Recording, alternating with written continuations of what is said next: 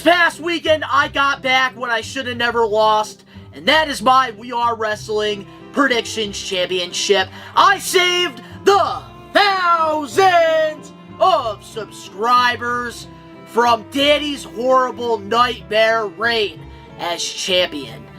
That's right, Mr. We Are Wrestling himself, the best one, Donnie, is back on top as your new We Are Wrestling Predictions Champion.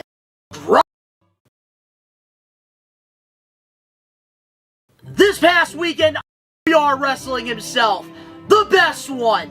My problem the first time around when I was We Are Wrestling Predictions Champion was I thought I was on top of the world. I thought I was better than everybody else. Even though sometimes I feel like I am, I let it get to me. I was a cocky, arrogant champion my first time around. This time, that's right, the best one is not going to let that happen, because losing this championship, I had so many nights where I couldn't sleep. But now we're wide awake and we're ready to take over. I call myself the best one. I call myself Mr. We Are Wrestling himself. I'm the host with the most, with one of the best wrestling podcasts out there.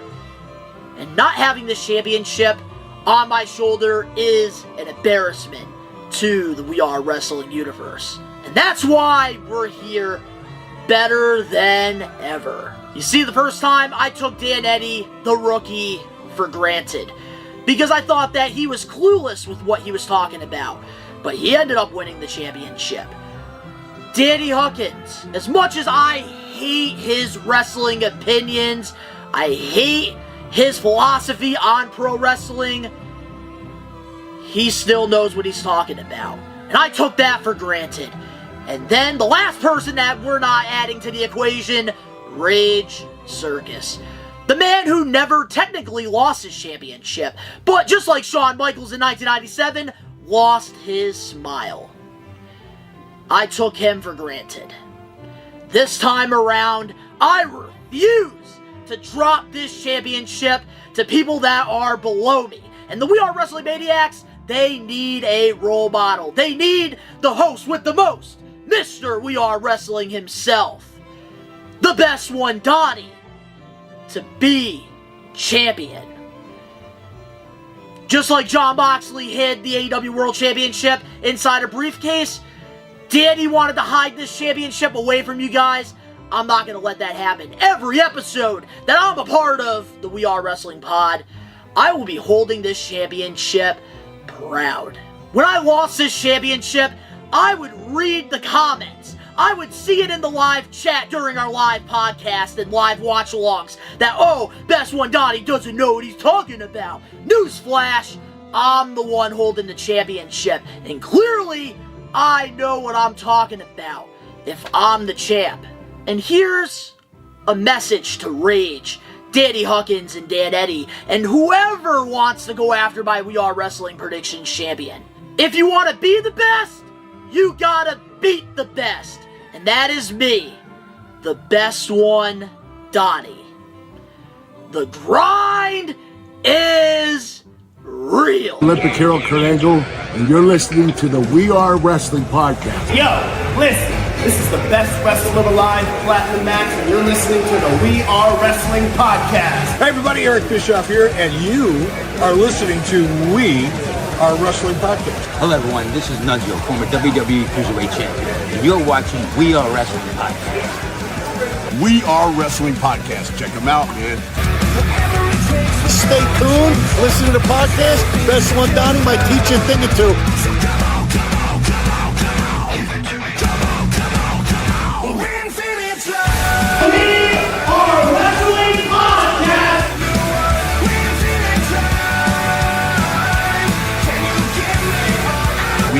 Wrestling.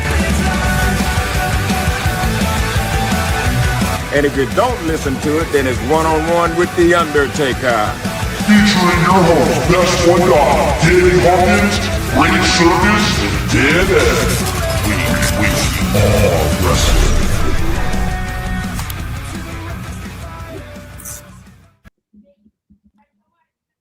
What is up? We are Wrestling Maniacs out there worldwide. I'm the host with the most, Mr. We Are Wrestling himself, the We Are Wrestling Predictions Champion, the best one, Donnie, here with... What is going on, everybody? Danny Huckins here, man. 1/3 or 1/4 of the We Are Wrestling podcast, man. Appreciate you guys joining us. We do, in fact, have the return of Mr. Rager. But before Ben introduces himself back to the universe, I do want to say I acknowledge my tribal queef. Congratulations. Yeah, dude. It is the OGs today. What's going on, everybody? Hi. We're back. It's been a couple months. But, yeah, this is going to be the lineup going forward. All three of us in rotation. There's some changes that are happening, some updates, but we'll get into that when we get into that. But, guys, it's really, really good to see you. That's right. It's the OG3 for a little bit. Danny's going to be here for a little bit, and then he's going to leave. Rage and myself, we're going to take over the show because this week's episode is the road to WrestleMania. There's lots of hot topics that we're going to be discussing, including the 2026 Royal Rumble review, and of course, some things that have been happening on TV, and the CM Punk and Roman Reigns promo that everybody's talking about, and what we could see happen during the road to WrestleMania this year, since it began after the Royal Rumble. But before we get into all that, if you're not a We Are WrestleManiac yet already and you're listening to this episode, wherever you get your podcast, Apple, Spotify, Google, wherever, leave us a 5-star review, not just any review, a best one review, and download this episode and give us a follow. But if you're not a We Are WrestleManiac yet already, over on the YouTube channel where you get the best pro wrestling content, live watch-alongs for all the WWE PLEs and AEW pay-per-views, and sometimes special shows. You get reactions, you get extras, vlogs, and a live episode of the We Are Wrestling podcast every Wednesday, 5 p.m. Eastern Standard Time. And you're not a part of the thousands of subscribers. We recommend you guys to hit that subscribe button now, turn on the post notifications. Videos will be coming out of nowhere like an RKO. And of course, you already know the grind is real. I was waiting for you to make a noise. I'm so happy you remembered that. Tribal queef is in full effect. The tribal acknowledge queef you, is my in good full sir. effect. The tribal queef. Hey, we have the tribal chief. We have the tribal thief. We need a tribal queef, and that is you, Donnie. Yeah. Well, unlike you, at least I'm going to show my championship for these episodes live. That's right. I'm the baby face here. You're the heel. I was pulling a John Moxley, man. Had that. You were like the Hangman Page. I had to keep that shit hidden. You guys didn't deserve to fucking see it. You kidding me? All right. Well, we might as well address where Dan Eddie is, because he was supposed to be here for this week's episode, but some things came up and he did send in a video to give you guys an update on what's going on. So let's hear from the fourth of the We Are Wrestling pod, Dan Eddie. We Are Wrestling Maniacs. Dan Eddie here. I'm just hoping you guys are having a good week, good day. Hopefully the day is not being too hard on you guys. I just want to address a couple things. First of all, Donnie, congrats on winning the title back, man. Hopefully your title reign this time isn't as nauseating as last time. And two, I'm making this video just to address that I will be temporarily leaving the We Are Wrestling podcast. Just in case you guys are wondering where I'm at, I'm just going through some personal issues here, schedule conflicts, and just my whole, mental health, I guess, is not where I want it to be in order to continue doing the podcast. But it's okay. Don't worry. I'm okay. Nobody's hurt. Just taking a temporary leave to get some things settled. I've had a blast this entire podcast. Ever since I joined, and ever since Donnie and Rage, and I guess Danny Huggins let me join the podcast last year. It's almost been a year already. Damn. I've had so much fun. You guys are amazing. Don't ever change. I hope to see all of you guys relatively soon. But I just wish nothing but the best to you guys. So I will not be on the podcast Wednesdays, but some positive news. We are working on a Discord for you guys to join. So I'll be kind of working still behind the scenes and getting that together. So maybe you'll see me there sometime once we open it up to all the We Are Wrestling Maniacs. I'll give Donnie the go-ahead in case he hasn't announced it yet. Spoiler alert. But so yeah, let me just kind of say thank you. This is not goodbye for good. This is just goodbye for now. Yeah. Oh, one more thing. Danny Huckins, eat shit.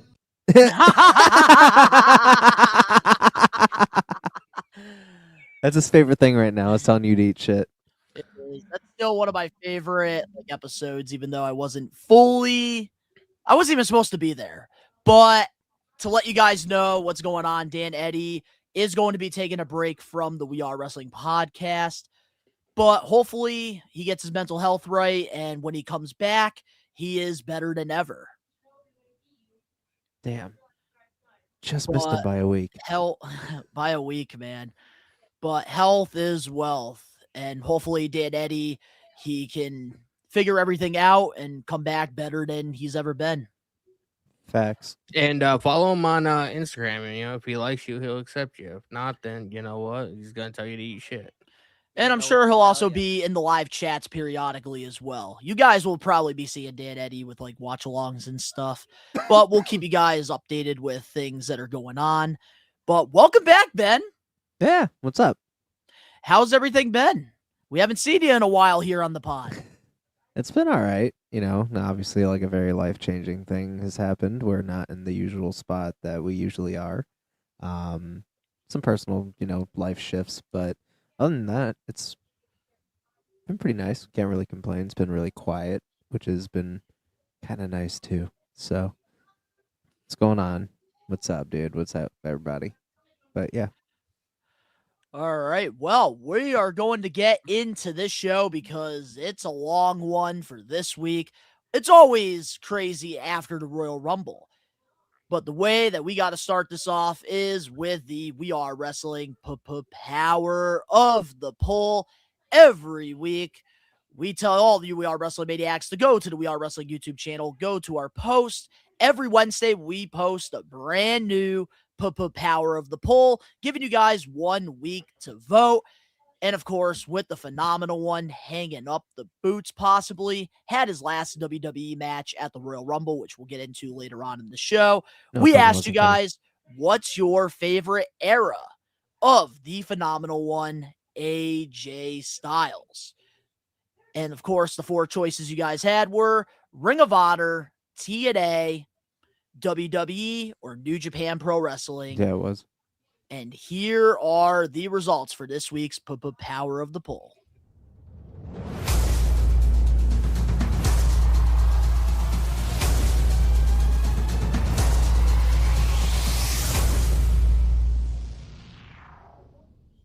TNA Wrestling is We Are Wrestling Maniacs' favorite era of AJ Styles, with 59% of you guys picking that, while 21% picked the WWE, 16% picked New Japan Pro Wrestling, and 4% picked Ring of Honor.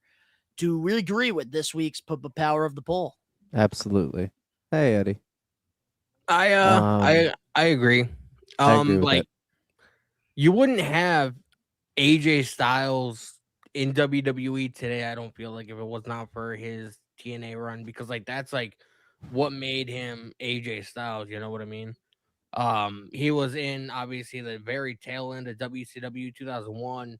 Once they got bought out, he sort of took a break from pro wrestling, and then TNA started shortly afterwards.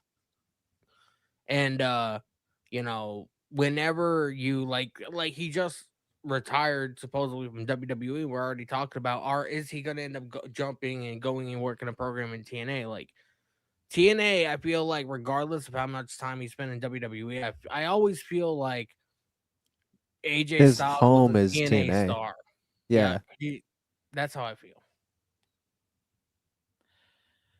I will say this, because I know you just mentioned TNA as an option, But are we going to sleep on AEW being a possible option here for AJ Styles? Slap on it.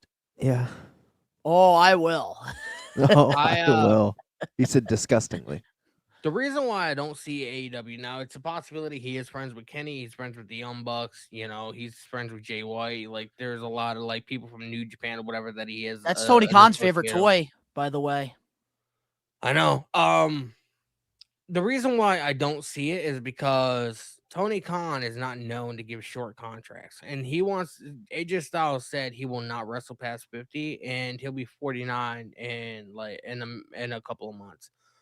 And that leaves him a very, very, very, very short window. And I don't see Tony Khan willing to give him a shit ton of money for, a 6-month run in AEW. I don't see it. Oh, I As see opposed it. to if he goes to TNA, working a program with Santana, maybe Kazarian, like they have been, signing a lot of short-term deals lately. So that's kind of where I see him going.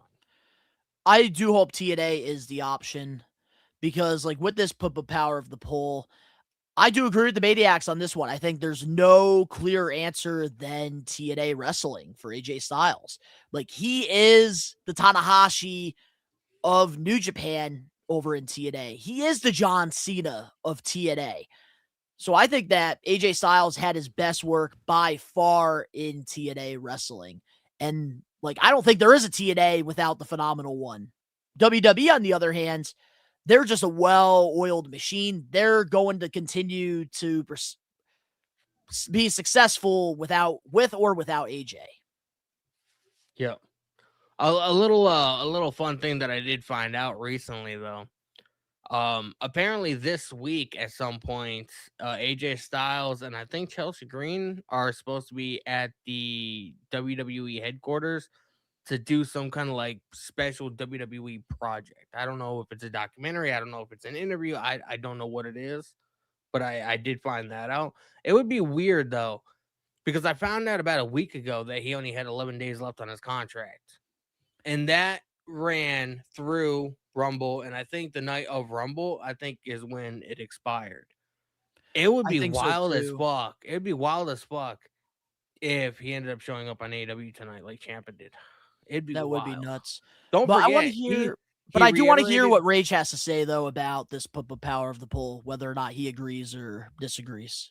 Oh no, I agreed entirely. TNA is literally where he became, quote unquote, I guess you could say, a star. That was the majority of his career. One would argue that it almost seemed like he was a lifer at one point, He was there for many fucking years and defined a lot of shit about pro wrestling there. Japan, big, but TNA was huge. Whenever I think about TNA, I think AJ Styles. I will say this. I'm really happy, though, with the percentage here. I am At least too. New Japan Pro fair. Wrestling getting 16%. I'm very surprised by that. It's and fair. I think Ricky Knows Best and his RB definitely got that 16%. So is 4% Ring of Honor? Yes. Okay.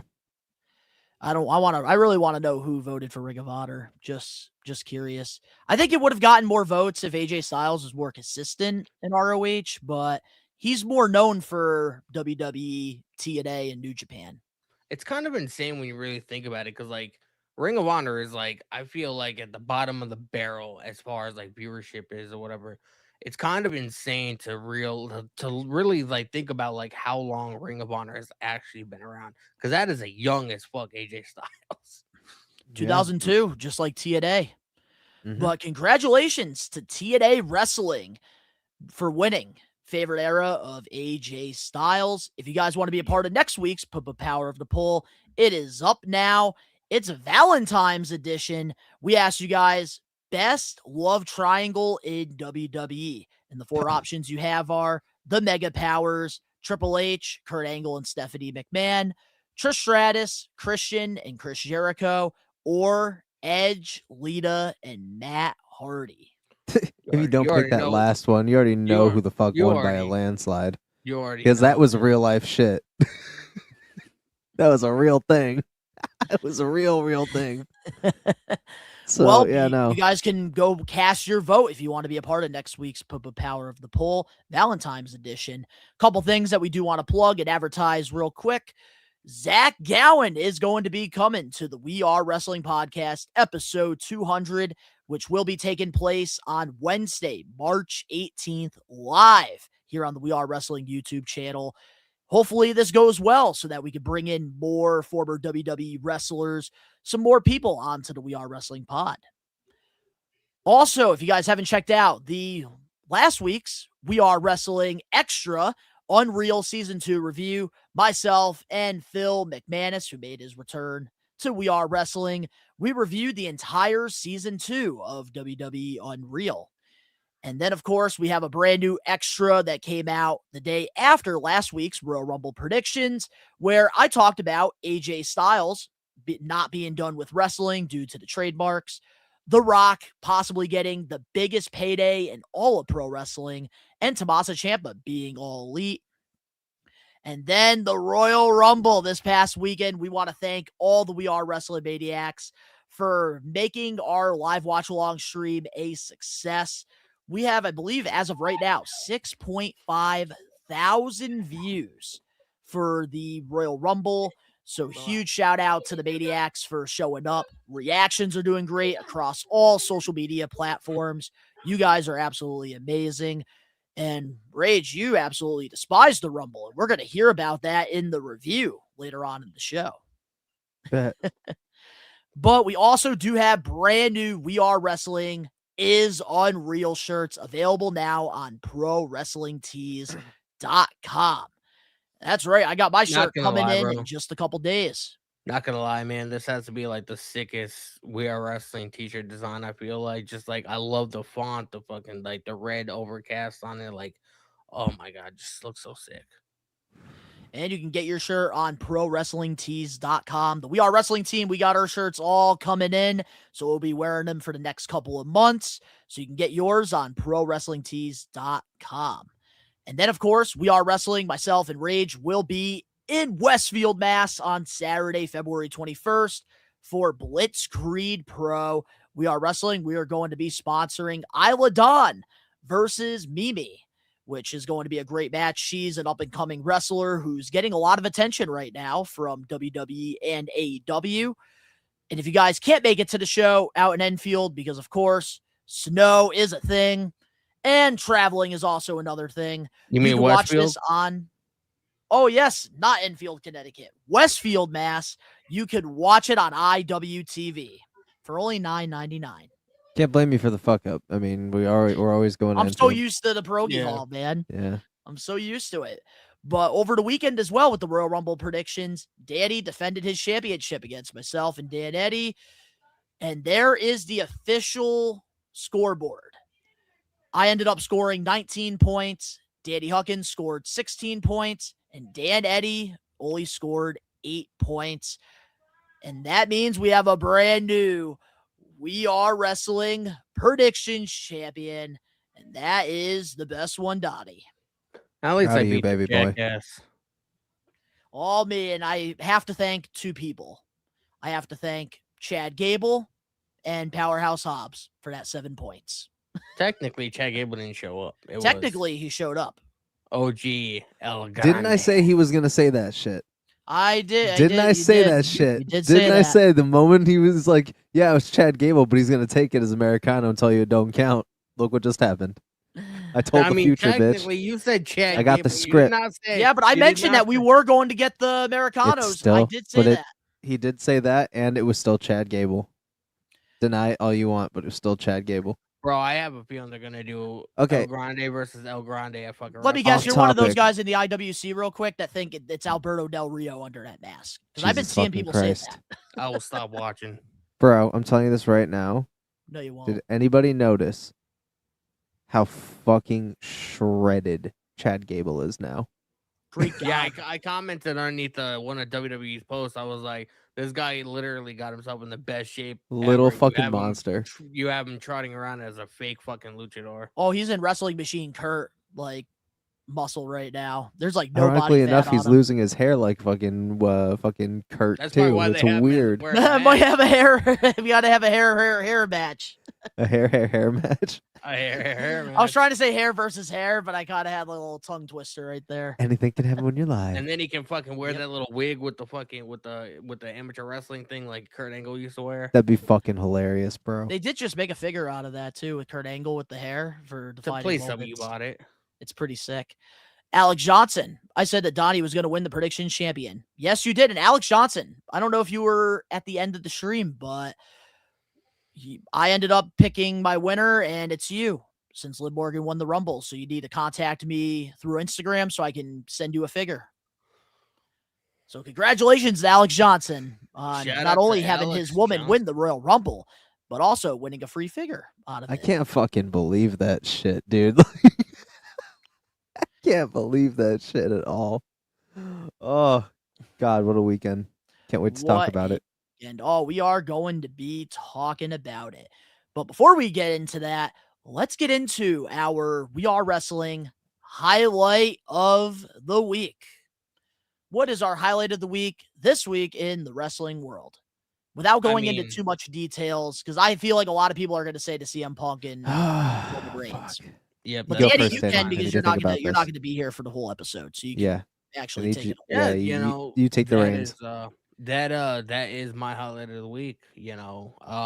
Just I wasn't crazy about Roman Reigns winning the Royal Rumble. I really wasn't. Like I predicted it, and I think I said during the predictions, like I don't want him to win, but I feel like he's not gonna fly 17 hours to Saudi just to fucking get thrown over the top rope. And I had a feeling he was gonna pick Punk because there's a lot of story there, from his time bringing, the Shield guys in as sort of like, these bodyguards in a way, whatever, when he was with Heyman.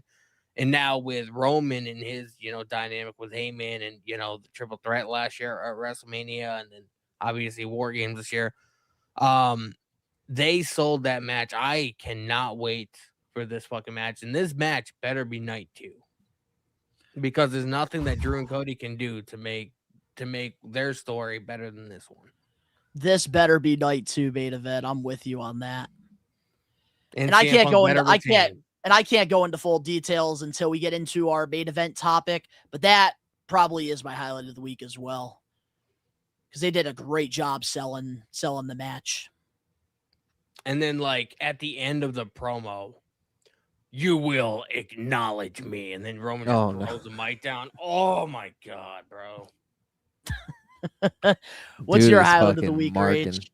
I was gonna say the same thing, but I'm pretty sure Danny just fucking like spread the gospel for all of us. I feel like today there's nothing. I feel like there's no other answer that could be a highlight of the week in the wrestling world than that promo.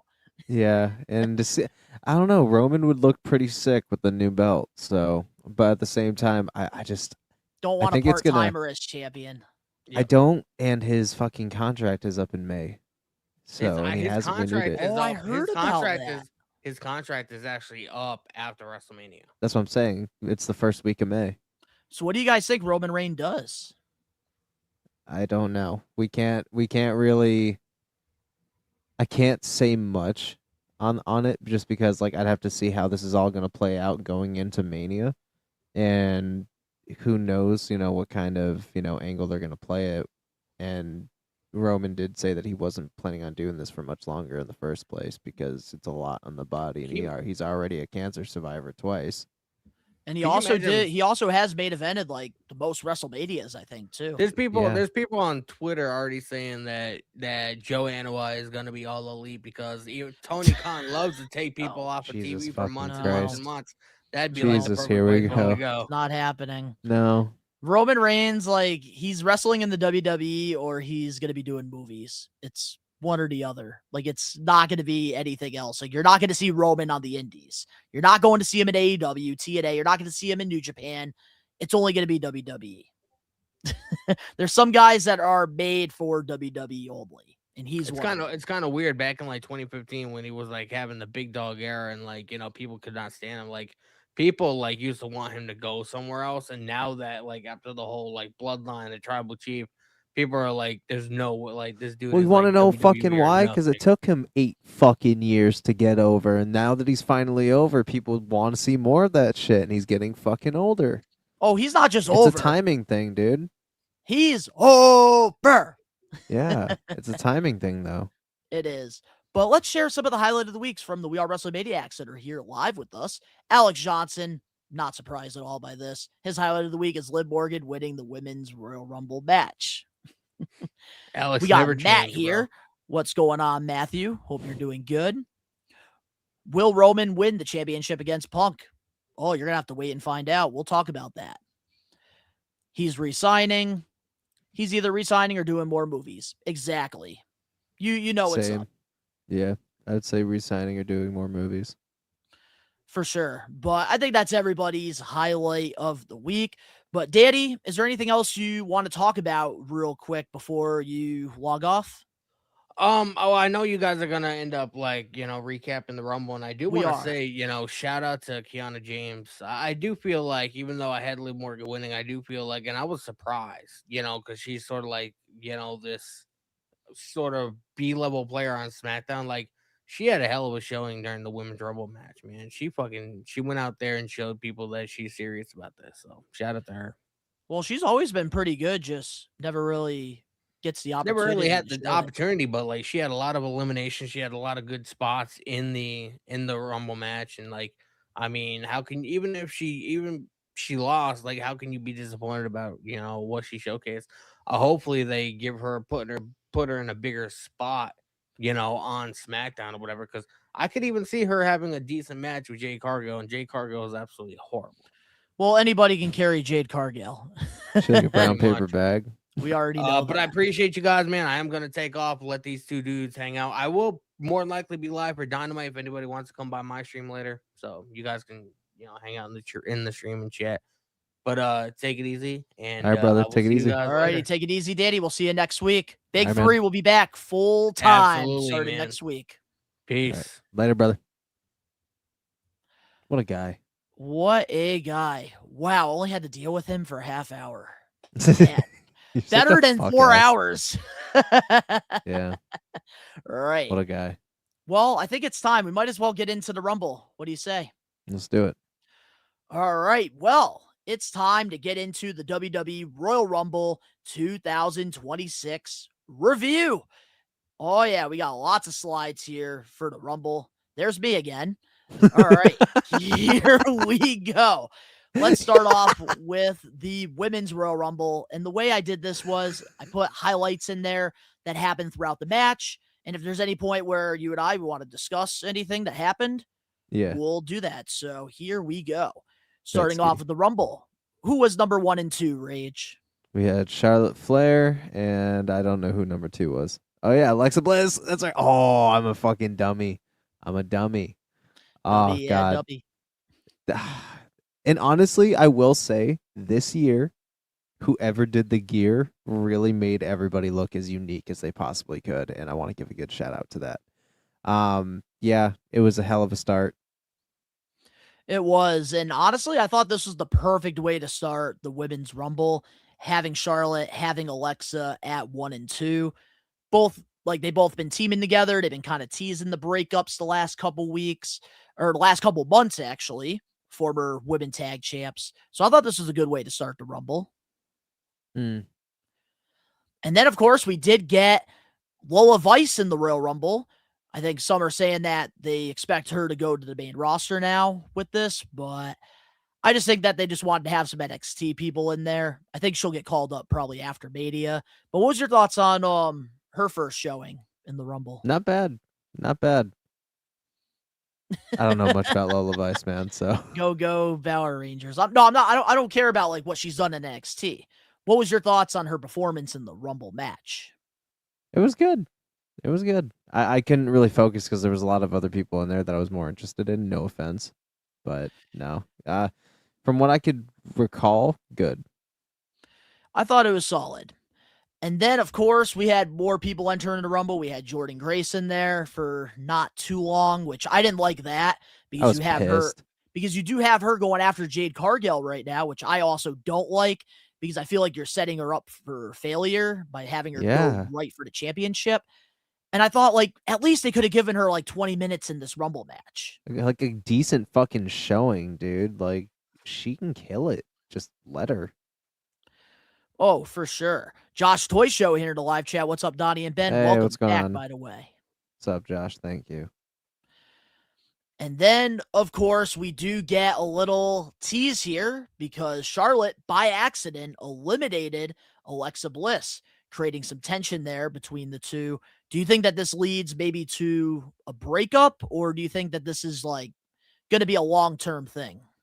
I don't think this should be a long-term thing because it didn't really, it wasn't really like that hit of an impact. Like it was good, but like even with Charlotte looking genuinely remorseful, like I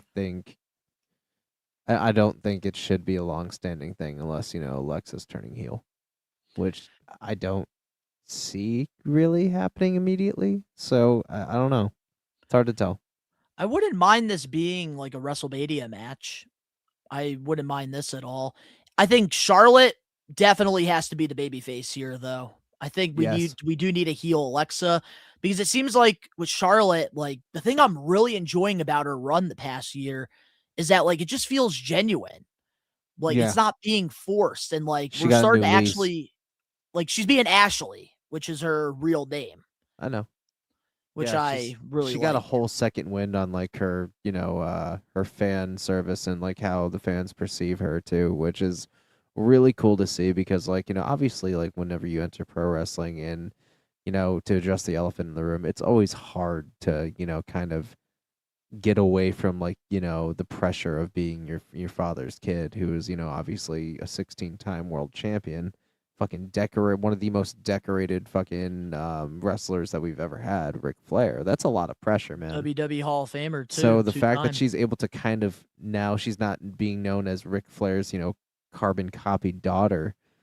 She's able to more so pay homage to her dad while also being herself as much as she can. And I which think is that's good. like what we wanted. She Like, found this the is what balance. we've been wanting. She found the balance, and she's honestly really kind of killing it in the mid card right now. She Because is. we know Charlotte Flair, dude, but like this has made me like more empathetic towards her. It's made me like kind of pay more attention. And it's really starting to show her range because I've never seen her to be a great babyface until now. I will say this: she's one of my favorites right now on the SmackDown roster for the women. I will say that, and I never thought I would ever say that in a million years. But Angelo here in the live chat. Charlotte lasted longer to Rumble more than the whole men's Rumble combined. Yep. Yeah, She a fucking goat. That's why. she's killing it, and I think people are going to start giving her her flowers now. They're gonna put some respect on her long name, overdue. dude. Even Danny doesn't hate her as much either, which is shocking. And then we also did get Becky Lynch in the Royal Rumble. This nutcase. This nutcase. And then Oh my god. Ruka. Dude, this was the goat of the whole fucking match. Like, dude, Sol Ruka has it fucking all, my dude. I fucking love me some Sol Ruka. Not only the it factor, dude, like just she was like honestly my pick other than Jordan Grace, but she was what, final four? Final three? Final three, baby. That's what I'm saying. So I'm like, dude, Sol Ruka has a fucking bright future in WWE. She's going to be a multi-time world champion. Quote me now. I cannot wait for her to headline Mania one day. She actually did make her own gear too. She bought all that stuff off of Amazon. I really hope that she's in the chamber match. Do not tease me with the Soul Snatcher on top of that chamber. That's what I'm saying. Like, I'm telling you, dude, like, and I want her to win it. Yes. I want her to win it. Like, dude. Sol Ruka, they better put a rocket ship on this girl, and they better have her win the championship. Give her the fucking Sheamus treatment, dude. I don't care. Call me crazy. I don't give a fuck. She's ready. I think she's ready. More than ready. How are her promos? Are you kidding me? Her promos are pretty good. They're pretty spot on. She has definitely gotten better. Send me a couple of your favorites after this. Okay. Oh, I will. But yeah, dude, Sol Ruka is like everything about Sol Ruka right now is A1. Like, she's my favorite wrestler in the women's roster. Jordan and Sol Ruka are like the two that I'm having like the highest hopes for when it comes to the success on main roster. Like in terms of, the come ups and everything. So Man, I'm Sol stoked, dude. Ruka has it. And the Rumble, I was It's so back time. happy that they did not waste any second with her. And clearly WWE, like, they definitely see something in her, putting her in Final 3. Oh, Final 3 is nuts. And then That's giving her all huge. the spots that they did, dude. Fuck. The double Skull Snatcher. Oh, dude. And Skull Snatcher at the and you end. know what the best part about it is none of that looked rehearsed. Like it was like just slightly off enough to where it was a like you only had one shot to do that shit, and she did that shit organically. So and she made it sellable. So, dude, that was one of the coolest fucking moments. Yeah, Sol Ruka is like number one for me. Then Jordan Grace is number two in terms of like who I'm like really kind of like looking at in this new era of women getting called up into the main roster. She was out here with like the baggy pants, looking like Reggie from Rocket Power, dude. It was sick, bro. I love it. I love her gimmick. I love everything about. I feel like this is the God version of Lita. This is the closest thing that we have to Lita. You're in not terms off. of yeah, but just Sol Ruka was clearly a gymnast. She's amazing. Yeah, absolutely dude, she's amazing. crazy. And I am totally riding the waves with her. Shut the fuck right up, now Danny. in the WWE. Let's go. You trying to kill Sol? I don't even know if she can flip forwards off the chamber. That's hard. He said, I don't know, dude. I would not doubt anything with Sol Ruka, man, because she's very athletic. I think she can pull it off. Dude, you got the greatest picture for this because she out here looking like fucking Superwoman. Fuck. Hell yeah, dude. She made air. Great. She did. And then we got Natty, which we have started to see like an attitude change of hers after costing backseat the Intercontinental Championship. Oh yeah, she got the full gimmick change. And one of the biggest shockers of the Women's Rumble, her eliminating Becky Lynch. Yeah, wasn't didn't see that happening.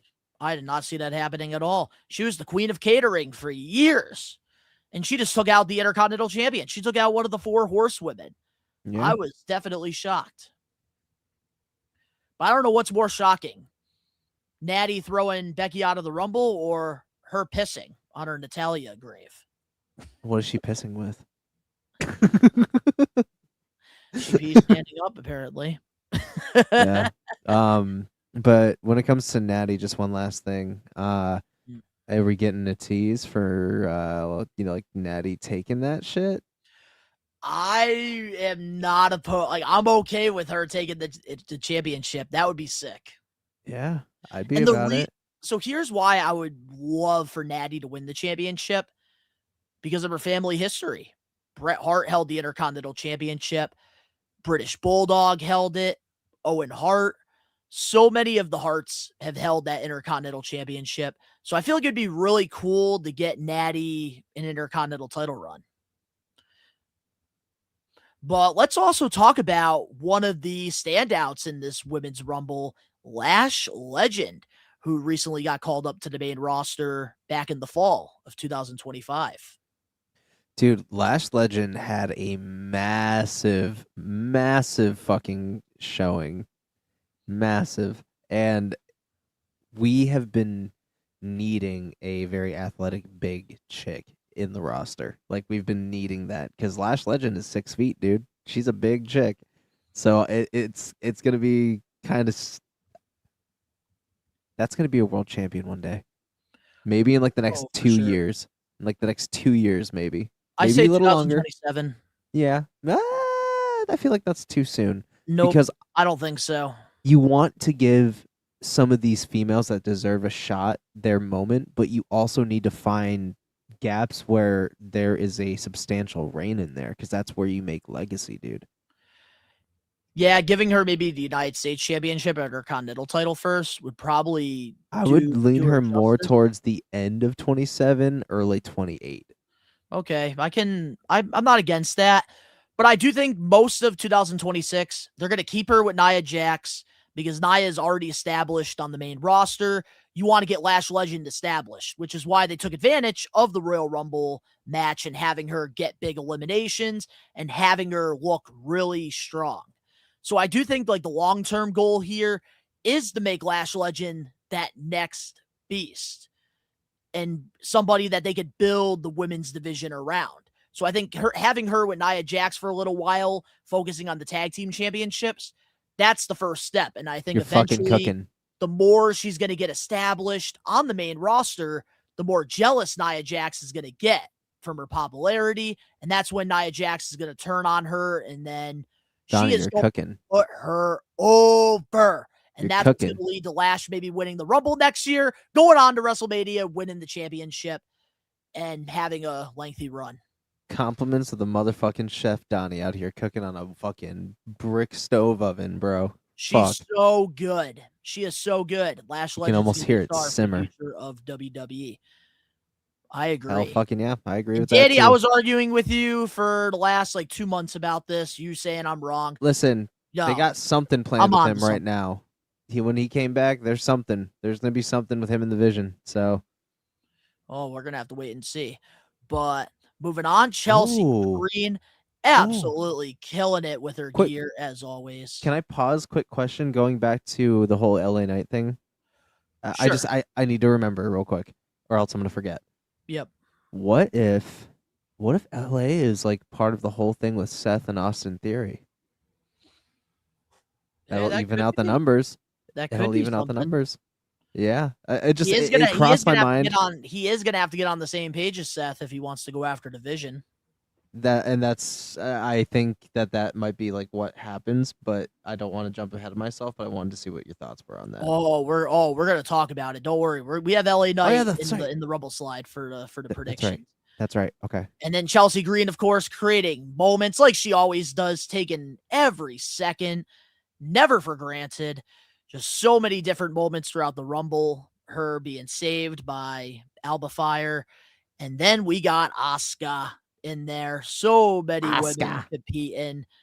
And then, of course, we did get Nikki Bella returning. Dan Eddie got himself a point for that. And then, of course, we did get another angle here with Asuka and Kairi saying Kairi, by accident, eliminated Asuka. And they've been kind of doing this character right now where Asuka is a abuser. Is an abuser, pretty much. I was looking for the played right off word. so well, though. It does. And honestly, like the moment Kairi finally snaps at Asuka, it's going to get a pop, hopefully. Oh, yeah, dude. Abso-fucking-lutely. And maybe finally people will put some fucking respect on her name. Oh, for sure. And then, of course, more women are piling up in the Royal Rumble match. And then we get the return of Brie Bella, Brie mode, big pop. And honestly, my opinion, this is where the women's Royal Rumble really started to pick up, it felt like. I don't know about you, but like it was slow for a little while in that women's Rumble from like 10 to 20. And then it felt like it finally started to pick up some momentum when she arrived. Like the crowd woke up. Yeah, because nobody really expected it. It's been a few years. 7 years. Yeah. Exactly. Which is nuts. That is kind of fucking insane. So I guess we got the return of the Bella Twins, which is kind of cool. Yep, the Bella Twins are back, just like Tiffany Stratton, who came out at number 30, which really helped me because Bianca would have gotten some points there from Dan. I think from Danny and Dan Eddie having her at number 30. Mm-hmm. But Tiffany Stratton made her return because she was written off of TV for a little while due to injury. Like 3 months? For about 3 months. And she also looked really good in her return as well. And then Lash Legend just completely dominating, eliminating both Bellas, eliminating Charlotte Flair, and then even Io Sky as well. And these are all former women champions as well. Yeah. And then big pop for Rhea when she eliminated Lash Legend, which I thought was the right move. Oh, absolutely, dude. She's like the biggest pull that they have right now in the women's division on the main roster.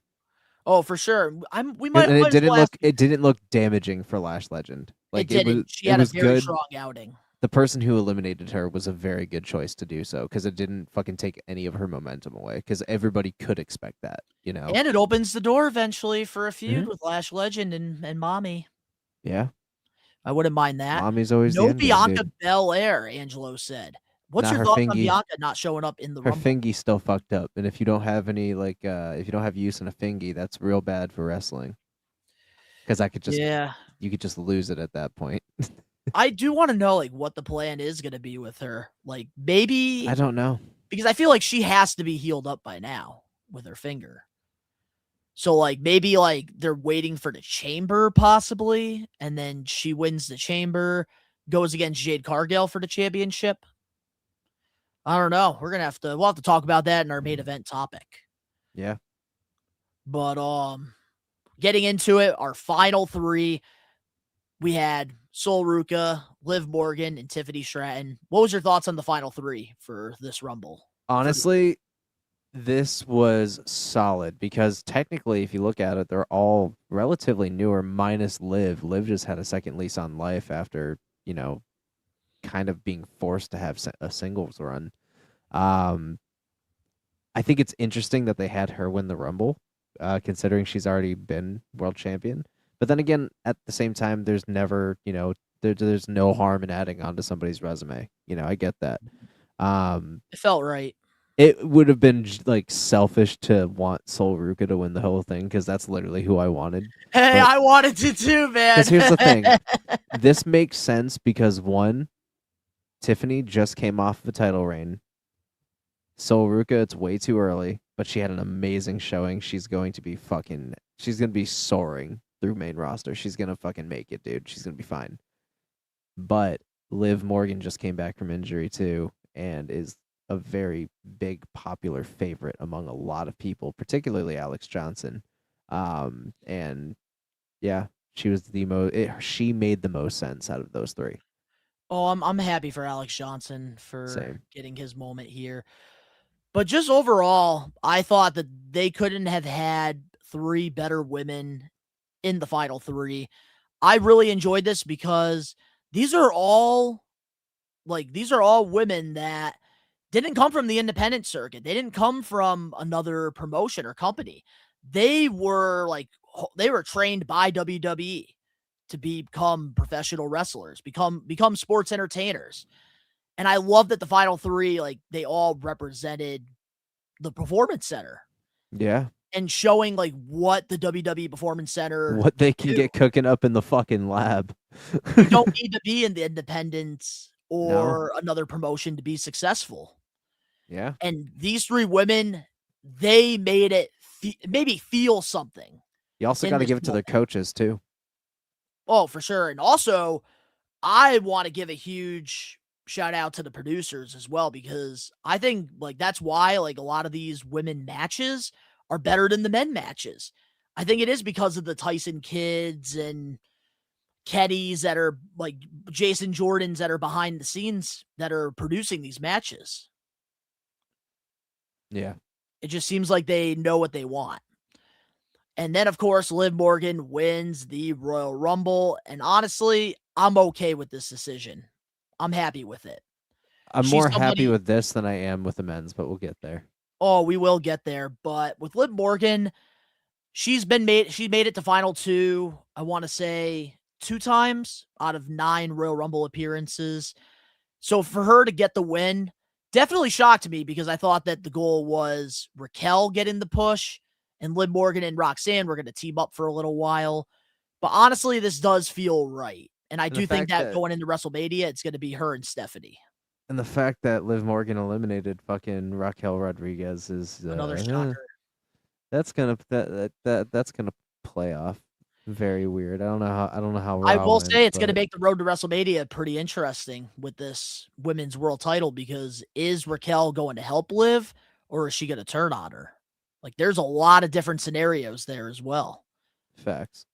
That they can do. And Roxanne Perez, too. We can't forget her. But there it is. Liv Morgan with the pyro. Alex Johnson has finished his story. He must be so happy. He finished his story. I'm sick. All right, Ben, we're going to let you take it away with the next match.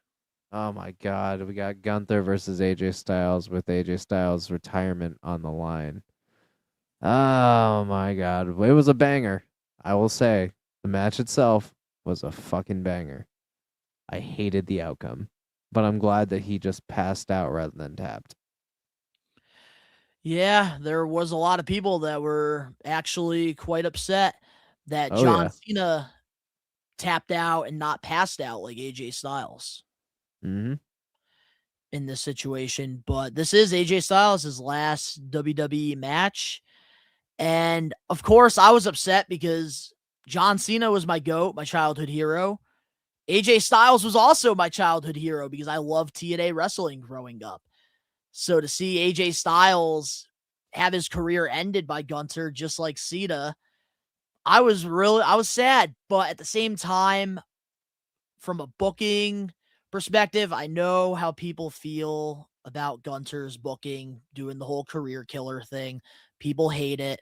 I was hearing it throughout the entire live watch along for the Rumble. But at the end of the day, I'm man, sorry. WWE is doing their job. And this is an old school heel with It's real wacky heat. tobacco. And I Wacky love tobacco. it. Wacky I love it. tobacco. Absolutely love it. I hate it. But I do hope AJ Styles does go to TNA or he goes to AEW and does have like a final run. Because AJ Styles was always very successful outside of WWE. So that's why I would love to see him go to TNA one more time. I wouldn't be upset if we got AJ versus Kenny Omega at AEW All In. Oh, that'd I be wouldn't fucking mind nuts. That's a dream match for me. I wouldn't mind it at all. And him not taking the gloves off, that was the part that kind of got me thinking. But I know Jordan and Cam, they the casuals, man, that we have. They were like, AJ showing up in the Rumble, and it's like, no, he's not. Why would they be doing this career killer thing if that's not happening? Yeah.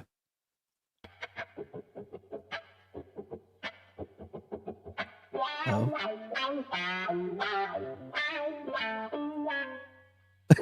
Ricky knows best, ladies and gentlemen. Ricky knows Oh, best. no. Believe in me. God bless you. Oh no. The segment is back. Moxley's Oh just as crazy shit. as him. He's about to go off. He's about to go off. They do it too sometimes. I'll be catching it. I don't know if I'm ready to hear his thoughts on AJ Styles. But Stop playing. But that's my opinion. He's so over. Ricky knows best, ladies and gentlemen. Ricky knows best. Believe in me. God bless you. What's up, We Are Wrestling? Shout out to the best one. Shout out to America's favorite uncle. Shout out to both the Dans. Let me get into this real quick. Let me get into y'all thoughts on AJ Styles' retirement. I don't think AJ's retired. I think AJ still has a lot left to do. AJ's my favorite GOAT. AJ Styles is my favorite wrestler of all time, too. But then again, I don't think he has done what he wanted to do yet. I don't think he's done yet. But he did say this is his final year. He did say 2026 is his final year, so he probably did retire.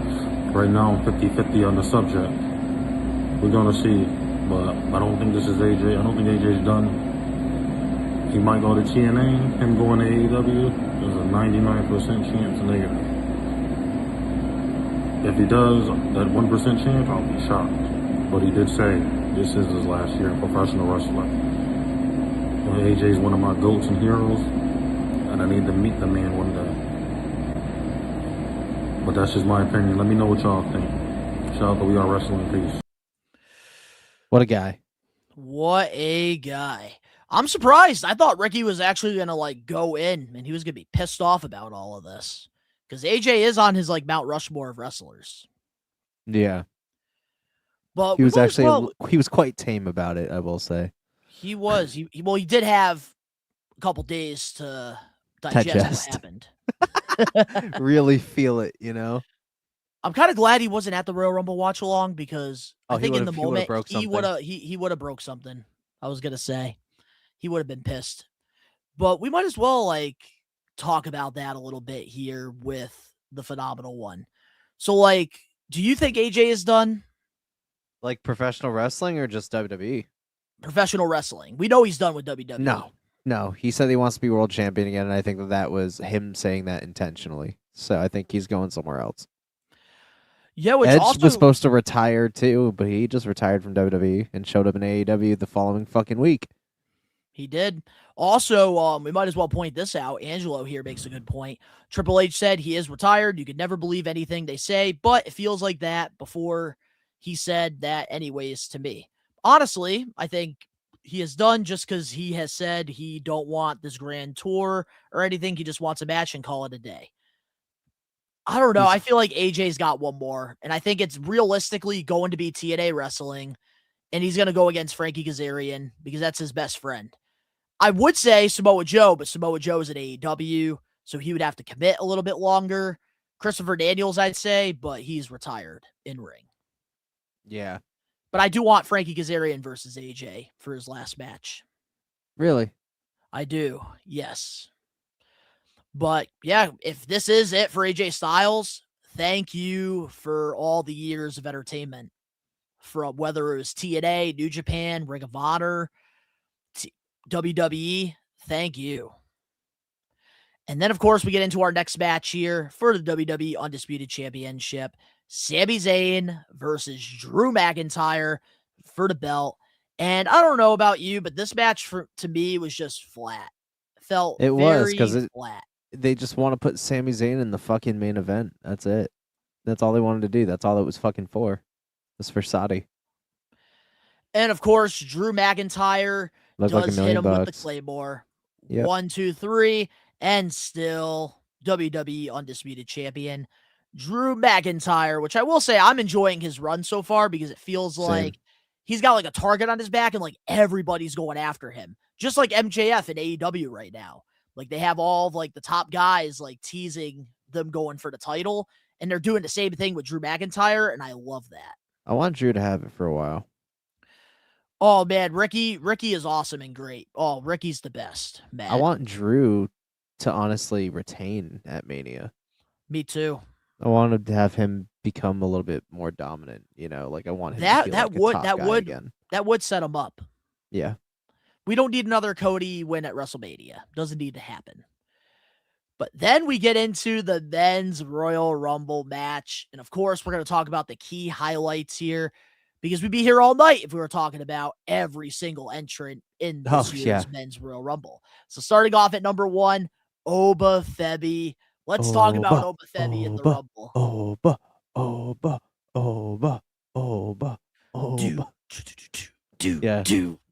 Dude, Oba Femi is like, he's him, bro. No, he's not even just over. He's him, bro. Oba Femi is him. Like, dude, the dude got so much riz, so much aura. It's like standing in the presence of God, and his promos are incredible. So good, especially with like the He's Nigerian natural accent. It's great. Oh, I love it. If you have an accent already, it's already like top points for like in terms of television. But if it's a Nigerian one and you seem dominant and you're a big fucking dude, he got the whole package. That is a fucking long-term fucking world champion one day. And I'm telling you this right now, Ben, and I was talking about this a lot when you were away.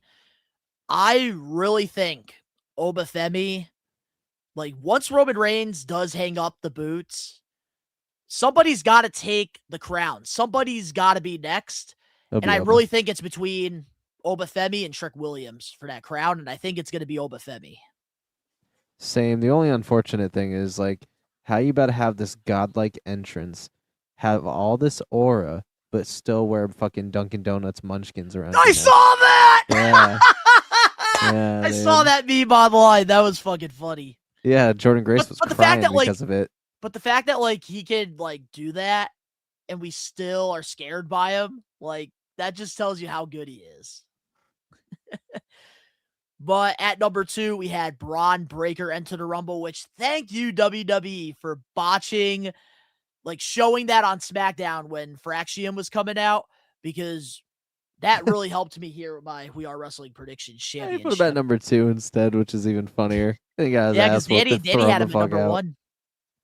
Yeah. And then, of course, the big angle everybody's talking about is the masked man who attacked Braun Breaker. And he got eliminated instantly.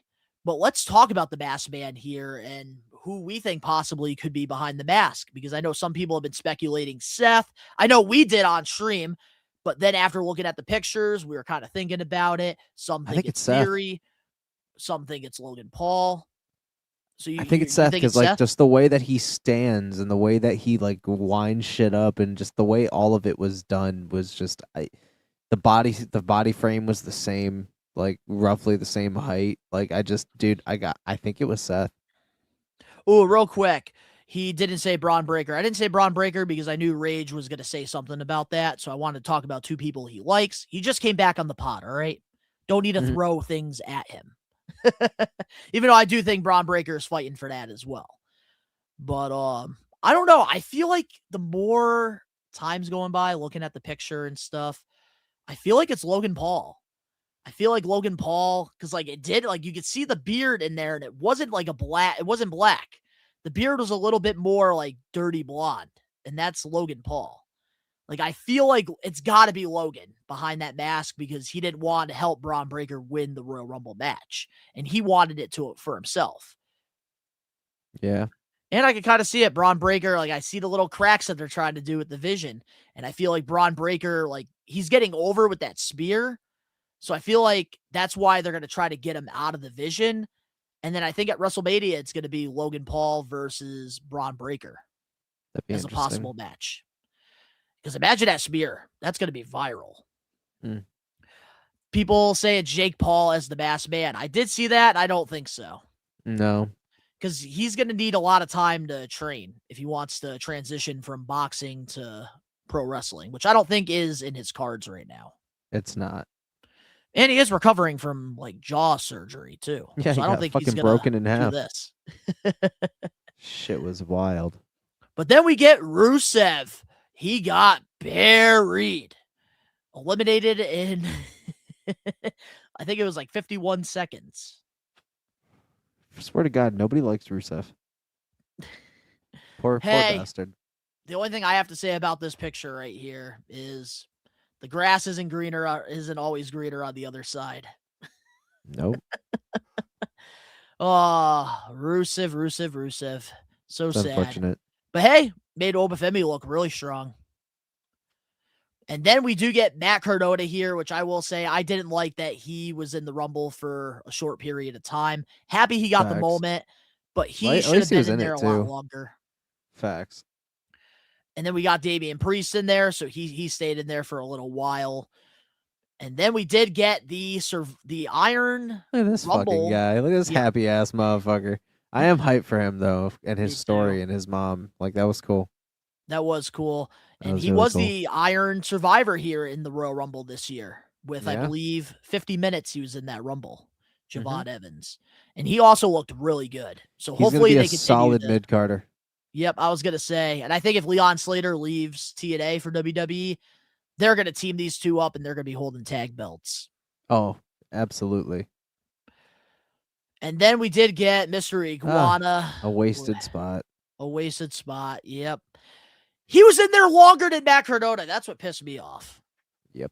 And the other guy that we'll get into in a moment. And then we did get the spot with the El Grande Americanos. Chad Gable making his return. What was your thoughts on this little interaction? I thought it was kind of funny. Chad Gable is swole as fuck, boy. The dude is swole as fuck. Shredded. Yeah. I thought it was fun. I thought it was a cool little thing. You got to have fun spots in a Royal Rumble match. I did really like this, and I thought the placement was solid with the two. And I am excited to see like where they go with this. I hope it does lead to Chad Gable taking the mask off and going back to being Chad Gable. Yeah. Because I feel like that's like his best work. And I think the Grande Americano gimmick was very smart because of the partnership with AAA and everything. But I do think Kaiser plays the role way better than Gable. Yeah. But I think it is really cool that they did do the interaction. And then Trick Williams was in there. I felt like he should have been in there a lot longer. Gets eliminated by Cody. Yeah. That was a waste. And then, here we go. Let's talk about it. Royce Keys, formerly known as Powerhouse Hobbs, making his WWE debut in this year's Royal Rumble match. What was your thoughts on the debut? I think it's kind of cool that when somebody changes names or gimmicks that they've been doing, like whenever they arrive, like they'll switch the Titantrons, like they'll start with what they're known as first for like the audience that aren't really familiar, and then they'll change it to like his new name, which honestly, dude, wasn't a bad showing. And obviously when him and Cody noticed each other. That was a very big moment. That was a very big moment, dude. Like Huge. I'm stoked for Royce Keys' future in the company.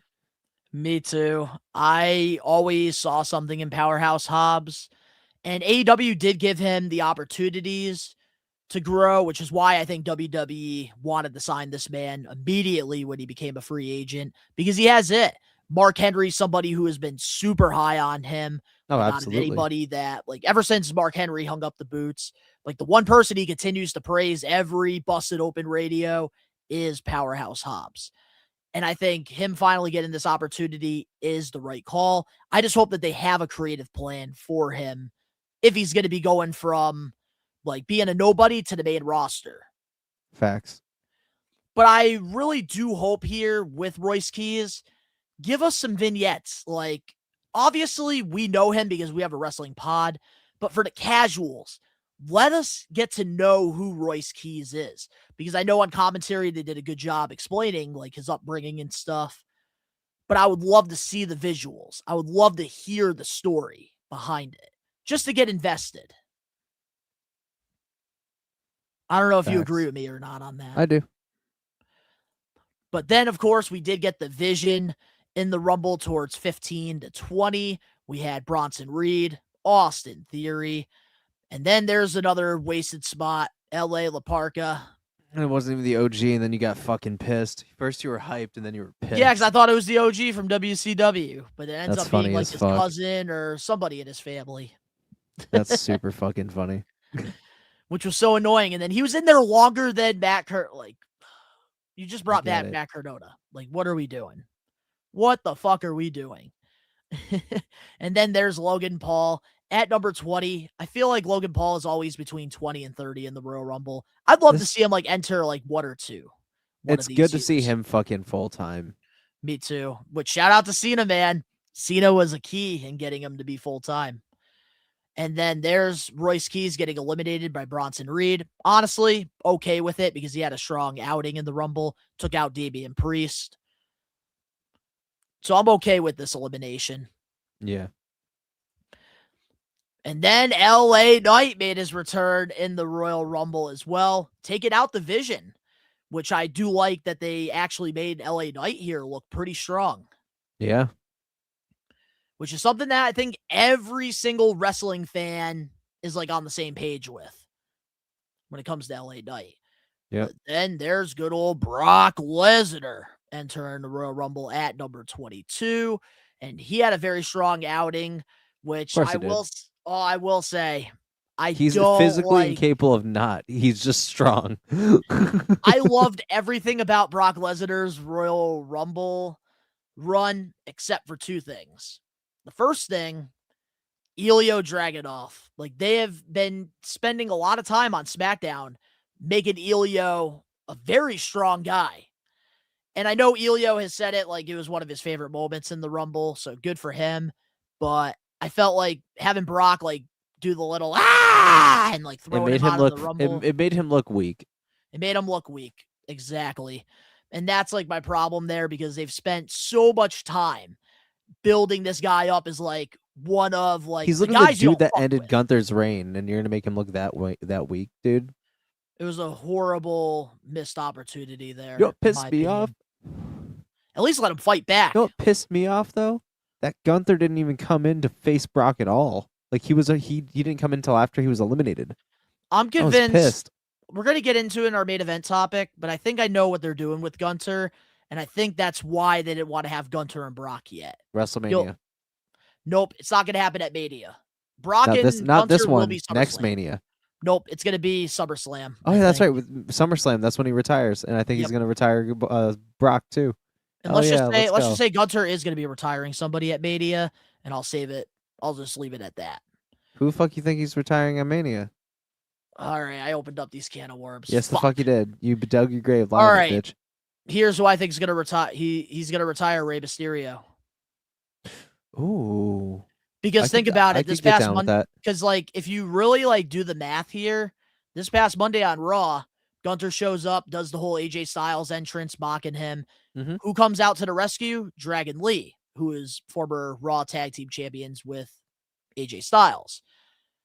Now, this is going to lead Gunther going after some of the luchadors. He's going to be taking them out. Probably have like a little feud with maybe Phoenix, maybe Penta, probably Dragon Lee. And then that's going to lead to Rey Mysterio having to stick up for Dragon Lee and the other luchadors. And that's when Gunther's going to want to match with him at Mania, put his career up on the line. And then I think we possibly could get a Dirty Dom face turn. And that could lead to the program going into the summer with Dom and Gunther. The IC title. Oh, fuck. Fuck. Well, I mean, Judgment Day is breaking up I'm supposed to be too. saving this shit for the main event. And Judgment Day is breaking up too. So this is perfect timing. Okay, bitch, I see you. Look at you. Yep. Look at Becky out here with the good hair. Look at you. Look at you. I do think it's going to be Gunther and Rey at Mania, but we'll have to wait and see. We'll talk about more of it in our main event topic. Yes, I do see that Dom should retire Rey. I'll give you guys my reasoning when we get to the main event. I'm kind of on board with Gunther now. You kind of got me convinced. Hey, it works. And then it's going to make the match at SummerSlam even bigger with Brock and Gunther. It'd make Dom's face turn worth something too. It gives him a reason. And a big one. A big one, exactly. But yeah, there's Brock Lesnar just killing it. And then Rey Fenix, another AEW guy, just like Rusev, got buried in this Royal Rumble. Oh, absolutely. And I knew, like, when they signed him, like, it's unfortunate because he's never going to be as popular as his brother. Oh, dude, Penta's fucking over as fuck no matter what. Over. Yeah, almost too over. So there's no saving. So right now, Rey Fenix is just getting paid to have good matches until. Yeah, but he's still making that bread though. Oh yeah, for sure. But eventually, we'll get Lucha Brothers. Just not right now. Oh no, Penta's too hot right now. So right now, that's what I'm saying. He's just gonna have a couple little banger matches periodically through the year, and then I think next year we get Lucha Brothers. Yeah, I could see that. Which they could use for the tag division. But then we did get Jey Uso here, and a lot of people are not happy about this because during Jey Uso's entrance, that's when Brock Lesnar got eliminated by both Cody Rhodes and LA Knight. Yep. So what's your thoughts on that? Like, I don't care like a lot of people do. I'm not part of that crowd. I'm not happy about it. Should have been a big spot, I know, especially with LA Knight and Cody eliminating him. Like, it should have been a big spot, but at the same time, I'm not really mad about it. Like, come on, the entrance, man. Like, why? Like, why eliminate Brock during the entrance? I don't understand. And it needs to stop also being such a big fucking entrance. Like, they should never have had him come out from the fucking crowd. It's goddamn Royal Rumble, dude. Not the Royal Rumble, everybody should be coming out through the ramp. Yes. That's how it should have always been. There's a lot of people that have special entrances that come out on the fucking ramp. Like, dude, get over yourself. Yeah, I don't know, man. I don't like that Brock got eliminated when it didn't matter. Especially because LA Knight, dude, this was big for him to eliminate Brock. But there it is here. We got Roman Reigns coming out at 26. Ending the whole dance, which I think a lot of people enjoyed, the IWC at least. Jacob Fatu enters the Rumble, and then we do get the stare down with Roman and Cody Rhodes, which thank goodness that is not going to be the road to WrestleMania that we're going on just yet. Thank fucking Christ. And then there it is, the 1D. Randy Orton enters the Rumble, always a late entry. Look at that beautiful RKO given to Javon Evans. Beautiful. Yurt. And then Cody Rhodes gets eliminated by Drew McIntyre. Another angle that happened in this Rumble match. What was your thoughts on this? I find it interesting that Drew recently switched to kicks. He loves that Claymore. I love it. This was smart. 100%. Especially to further the feud and everything and to get Cody out of there so it doesn't look like a straight up oh, Cody just got eliminated. No, there was a reason. So, no, I was with it. And then Gunther's out now at number 30. I like it because I think WrestleMania, we get that triple threat. Drew versus Cody versus Jacob Fatu. That'd be dope. But I do like this spot a lot. And it did make Cody look strong. Yeah. And then Roman eliminates Jey Uso. He said, "You ain't going back to back this year, little cuz." And then the final two, we had Gunther and Roman Reigns in there. Roman Reigns hits Gunther with the spear. eliminates him and wins the Royal Rumble. Let's talk about it. What's your thoughts on Roman winning the 2026 Royal Rumble match? I'm over it. I'm over it, man. The same reaction that you got from me the night of is the same one I'm giving you now. Nothing has changed about it. I'm over it. I like the feud and I like what we're cooking, but we'll get there in the recap because we still have a bit to go and we're already almost 2 hours in. So, Oh, for sure. Roman Reigns winning the Rumble. I'm not as pissed off as a lot of other people because I am really excited about this upcoming road to WrestleMania, especially with what we got Monday during Raw. And I think that with Roman, like him just winning, it felt right because in 2015, him winning his first Rumble, that's when like the hate really began with him. So the fact that like things have kind of turned around for the better for him throughout his career since the whole bloodline thing in 2020, I'm like really happy for him. But I don't like that he's a part-timer and he's main eventing Mania again and his contract's running out, and yeah. Yeah, same old stuff that we have heard, that we have seen. But let's read some of the live chat here. We got Bradley, got to get his shit in, pretty much. Danny here, Drew versus Cody versus Jacob at Mania, pretty much. Cody should face Jacob at Mania and Drew should face LA Knight. Perfect, maybe too delusional. Yeah, pretty much. Roman Reigns winning better than 2015 Royal Rumble. I think we all can agree on that at least. All right, well, with that being, or actually, overall with the Rumble, what do you give it out of 10? Does it still stand? Your rating? 5? All right, well, that's better than a 4. 4. That sounds better. Well, I give it a 6. But now, with that being said, let's get into the TV recap.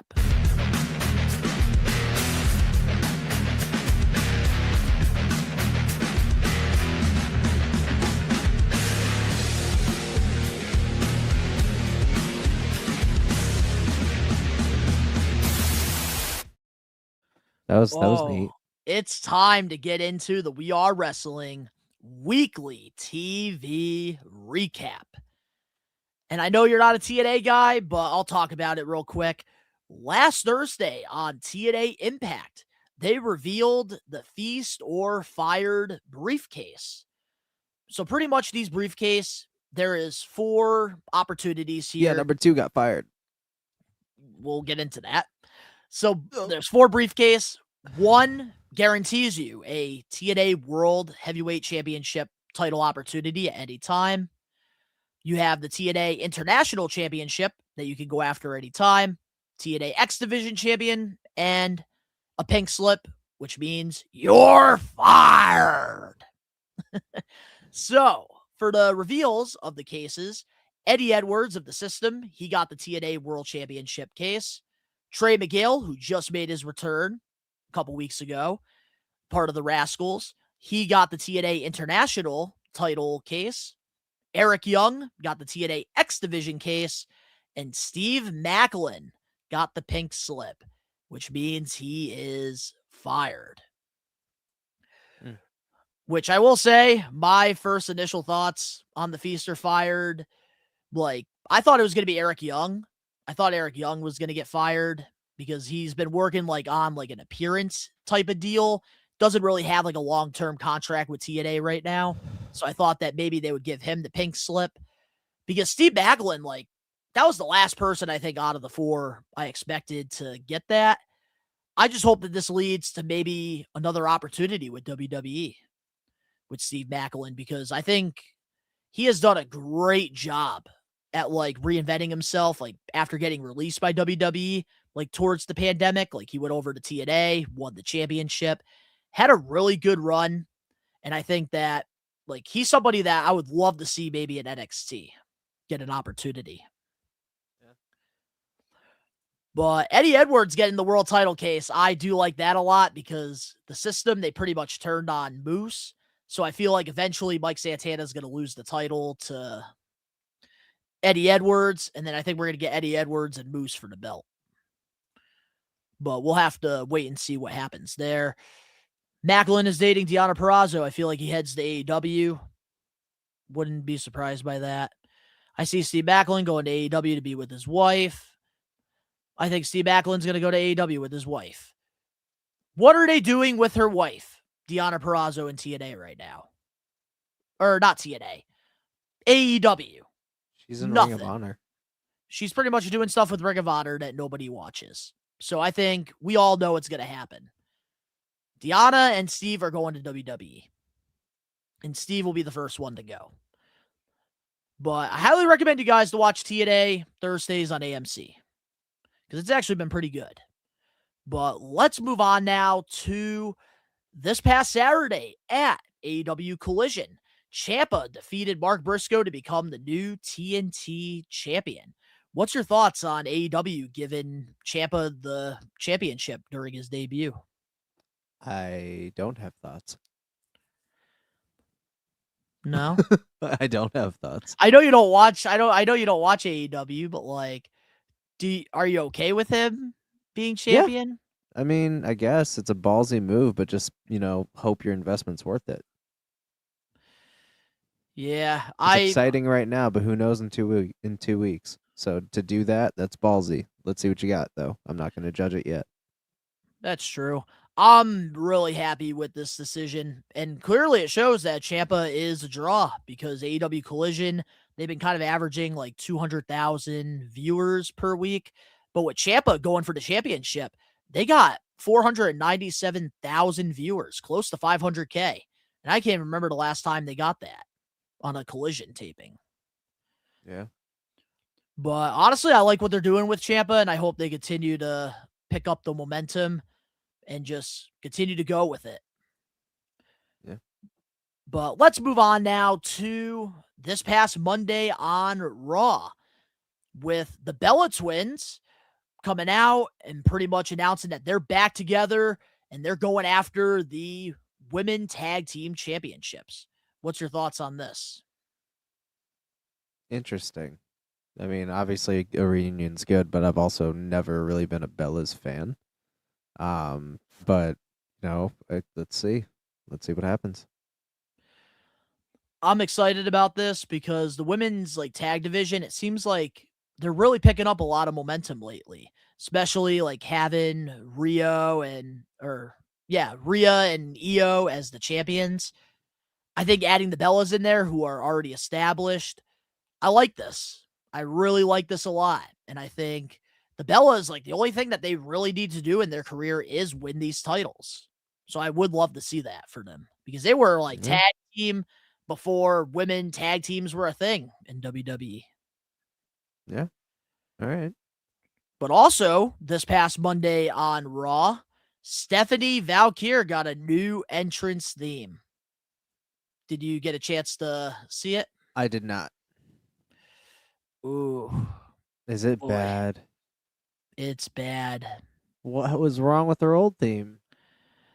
Ben, I want you to look it up right now. We're gonna get a live reaction. What do you think I'm doing?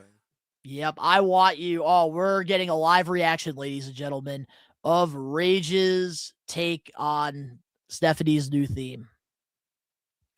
I am all for this. Let's go. I'm kind of glad you didn't see this yet until now.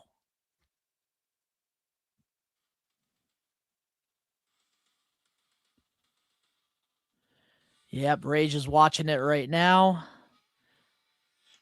Let's see what he thinks about this. We're going to put it on full screen. Shut the fuck up so I can hear it.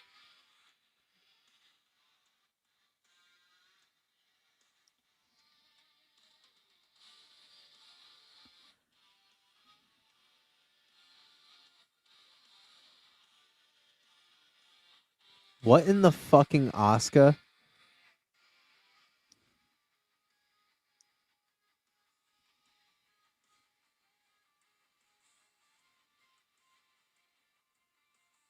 What the fuck? What the fuck? What the fuck, dude? What the fuck? You know what I said? I hate it. I did a reaction to this over on the We Are Wrestling socials, and my first words were, Right down there. Alex Johnson said it. Don't fix something that's not broken. Yeah, cunt. Fuck. I don't get What the it. fuck was... I don't understand. Like, she just went on Chris Van Vliet's podcast and talked And about said how... she didn't want her theme changed. Why change it after this long? Why randomly now? Doesn't make any sense to me at all. I hate it. It's so generic.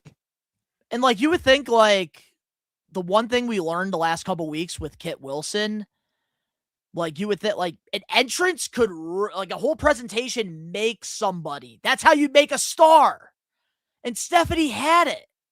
Like, she had the perfect theme. And that was one of the good Def Rebel themes that he did.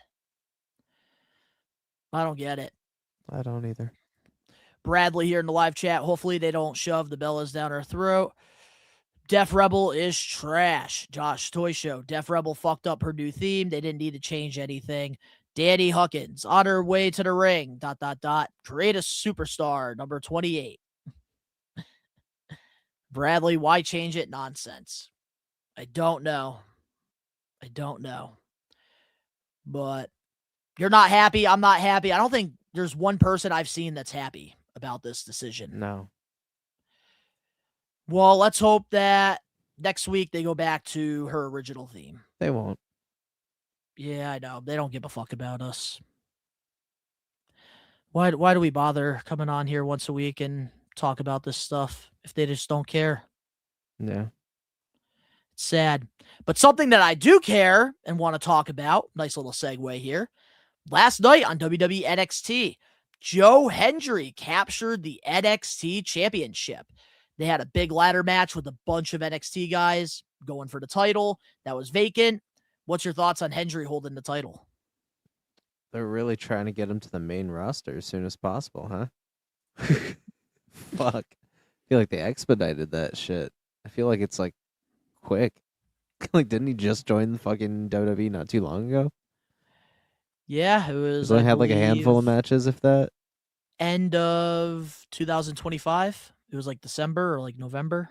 Yeah. So, I mean, cool, as long as they have a plan.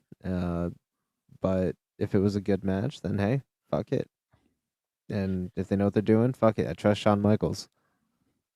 Well, I trust Shawn Michaels too. But I will say this. I'm happy with Joe Hendry winning. I know there were some people online that weren't happy about it, saying that they should have given this opportunity to somebody, one of the newer guys that they're pushing, because it does seem like they're going like into like a rebuild with NXT, since a lot of the bigger names like Javon Evans, Oba Femi, Trick Williams, all are getting called up to the main roster. I think that like Joe Hendry winning the championship is the right move because it gives some of these new guys that are debuting on NXT time. I don't think Carter needed to get the championship right away. I don't think Shiloh Hill needed it right away. Like, I think that giving it to Hendry, who's already established, who's already over because of the TNA relationship with WWE, I think this was the right move. Because you got to put somebody established in there so that when you end up deciding to put it on a new person, it's going to mean something. Facts. But Josh Toy Show here. I'm very happy for Joe Hendry. He deserves the championship. I think it was the right move. Well, only time will tell.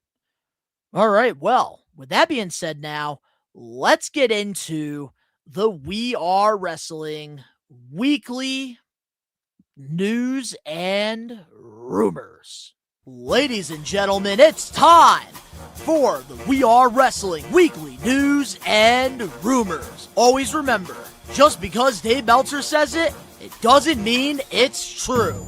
Take everything we're about to talk about with a pinch of salt. Oh my god, AEW misused another guy. Oh my god, WWE is ripping us off again. Oh my god, this guy's leaving. He said, what? The IWC, who have no profile pictures or afraid to show themselves, is buzzing about the dirt sheets. Moose said we're not allowed to criticize anything unless we're in the business. But fuck it. Let's get into the We Are Wrestling weekly news and rumors. You fucking mark! Dude, so were you feeling some kind of way when you made that? Because you just kind of had like a that just sounded like a crash out and you just hit record. It's the weekly news and rumors. Bro, you literally just had like a massive crash out and just recorded it. It's like Dave Meltzer pissed you off and you just hit record. Well, you like What the I fuck, feel like Donnie? you like these little segue videos. I guess I could see it. They're interesting. What the fuck? I mean, I do. It's interesting. I thought it was kind of cool, but like that was a whole crash out. Well, it's the weekly news and rumors, man. Hell yeah, dude. The IWC is crazy about the shit we're talking about. Even though Moose says we shouldn't be talking about it, we talk about it anyways. Fuck it. Facts. All right. Well, Facts. we only have one weekly news and rumors topic for this week's episode. NXT General Manager Ava has announced her departure from WWE. According to Body Slam Net, WWE offered Ava an increase in money to stay within the company. She turned it down and decided it was time to leave. Some within WWE believe she will end up working with her parents in some capacity. What's your thoughts on Ava leaving? I mean, she kind of realized that the business wasn't for her, and cool, that happens sometimes. Some people just aren't cut out for it. I mean, with her first social media post being political, I'm assuming she wasn't huge on, not really being able to say much, being attached to a multi-billion-dollar company. I don't know. I mean, wasn't really a needle mover, but will always be forever known as the Rock's daughter, realistically. I don't know. I don't really have many feelings on it. It's unfortunate, but they are really big boots to fill. Mm-hmm. I think she did a solid job at her role as NXT General Manager. And I think it definitely threw a curveball at all of us that do tune in and watch NXT, because this was just straight out of nowhere with her departure from the company. But I do think that Ava, I think at the end of the day, probably just isn't her passion, especially if she got like an increase in money.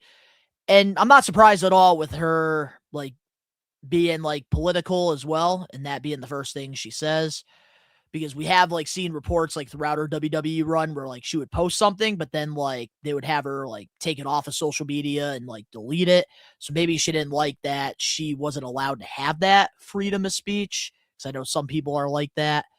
But with Ava, I did enjoy like her short run as general manager of NXT.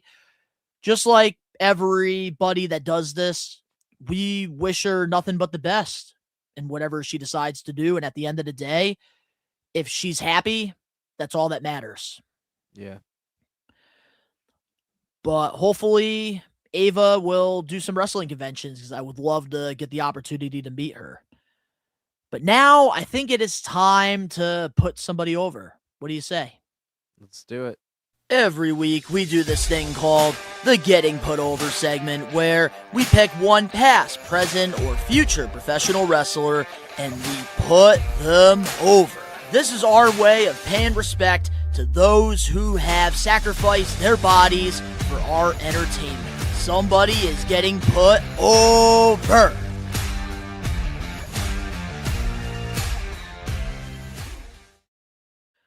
Oh yeah, it is time to put somebody over in this week's We Are Wrestling Getting Put Over segment.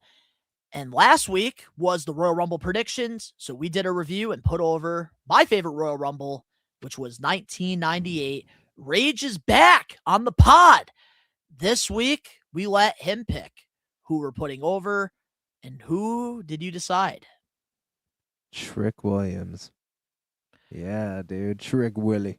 Yeah. Oh, yeah. Trick Williams. Oh, yeah. Whoop that trick. Oh, yeah, man. Yeah, dude.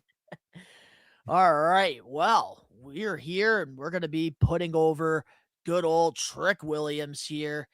And the way we like to do this, if this is your first time listening to the We Are Wrestling Pod, we ask you guys your favorite title run, favorite match, favorite segment, favorite year, favorite rivalry, a dream opponent / match, and a what if scenario. But of course, we have to start things off with the accolades here. And Tricky Williams got some accolades, and Booker T would be very proud of him for some of these achievements in his young career as a sports entertainer.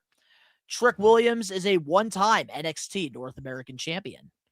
He is the 2023 Iron Survivor winner. He is a two-time WWE NXT champion and a one-time TNA World Champion. And also in the PWI Top 500, this past year in 2025, he ranked number 19 on the list, which is pretty good for a young career, a young guy. Solid. Let's get into our favorite title run of Trick Williams. Take it away, Rage. All right, so full disclosure before we start. I'm not super familiar with Trick Williams, but right now he is on my radar. And with the reception and everything, he has been somebody that I've been like wanting to see like just win in general with the company. But I'm going to go with TNA with his first TNA title run because he's the first active WWE superstar to actually win the world title in another company. So that's already history making right there. That already solidified his future as a GOAT in the fucking business. It is a huge accomplishment for Trick. Not everybody gets to make historic moves like that. Oh, for sure. And getting into my favorite title run of Trick's, I had to go with his first NXT championship when he was a babyface, because this is around the time where him and Carmelo Hayes were away. Like, he was starting to like establish like himself. And I just really enjoyed this first run of his with the title. Mm-hmm. And then let's get into our favorite match. Mine was actually Ilya Dragunov versus Trick Williams for the title. I'm in belief that, again, you know, there's just certain matches made in heaven where, you know, somebody just brings out the best of you and really meshes your style really well. And for it to be Ilya Dragunov and Trick Williams, that was just kind of like a no-brainer. Oh, for sure. Getting into my favorite match for Trick Williams, I had to go with the Iron Survivor match in 2023. I've enjoyed lots of Trick Williams matches like throughout his career, but I just remember just being really hyped, especially with the finish of this match, because Trick Williams was like down like a lot of points in this, and then he made that comeback at like 10 seconds, and like the crowd erupted, lost their shit. Booker T on commentary was just like falling out of the chair when all of this was happening, and it just made that moment feel special. So I really enjoyed this match, and Trick Williams had like the perfect spots in there. Hell yeah. Let's get into our favorite segment. His debut on SmackDown was fucking massive, dude. Literally, chef's kiss. It showed. It was literally his music hit in the moment that they saw Trick Williams on the screen. The fucking eruption of whoop that trick, and just seeing how fucking far his reach really is, and just like how over he really fucking is, and how stoked for his arrival that people really were. Like, that's how you knew that a new star has entered the chat. Like, dude, it was goosebump inducing. I knew his main roster transition from NXT was going to be smooth as it was legendary. butter. You could tell that shit hit him when he came out for the first time. You know that shit hit him in the chest, and he had to readjust for a second there. I'm like, dude, that was a big reception. Big pop. And just that theme. Like, this is why you don't fix something that's not broken with Stephanie Valkyrie. Like, don't fix something that's not broken. Because Trick Williams, like, that crowd, when we get to see him, like, we lose our shit. And we're entrances are everything. Trick. I love it. This segment was amazing. Like, this was probably my favorite segment as well, but I wanted to go with a different answer. But before I get into my answer, like, I want to talk about this a little bit because, my God, you want to talk about the perfect main roster transition, like debut. Trick Williams right here just hit every bullseye he needed. I saw people of all ages and all kinds fucking yelling whoop that trick, dude. That's how you know he's over. Dude, him and Obafemi, man, like they are They are stars in the making. they're gonna be main event in WrestleManias against each other for years. I'm telling you. It's gonna feed families. It's going to feed families and some. I want to see Obafemi versus Brock before this is over, but that's another discussion for another time. Oh, for sure. But getting into my favorite segment of Trick Williams, my second one, I had to go with the stand and deliver entrance.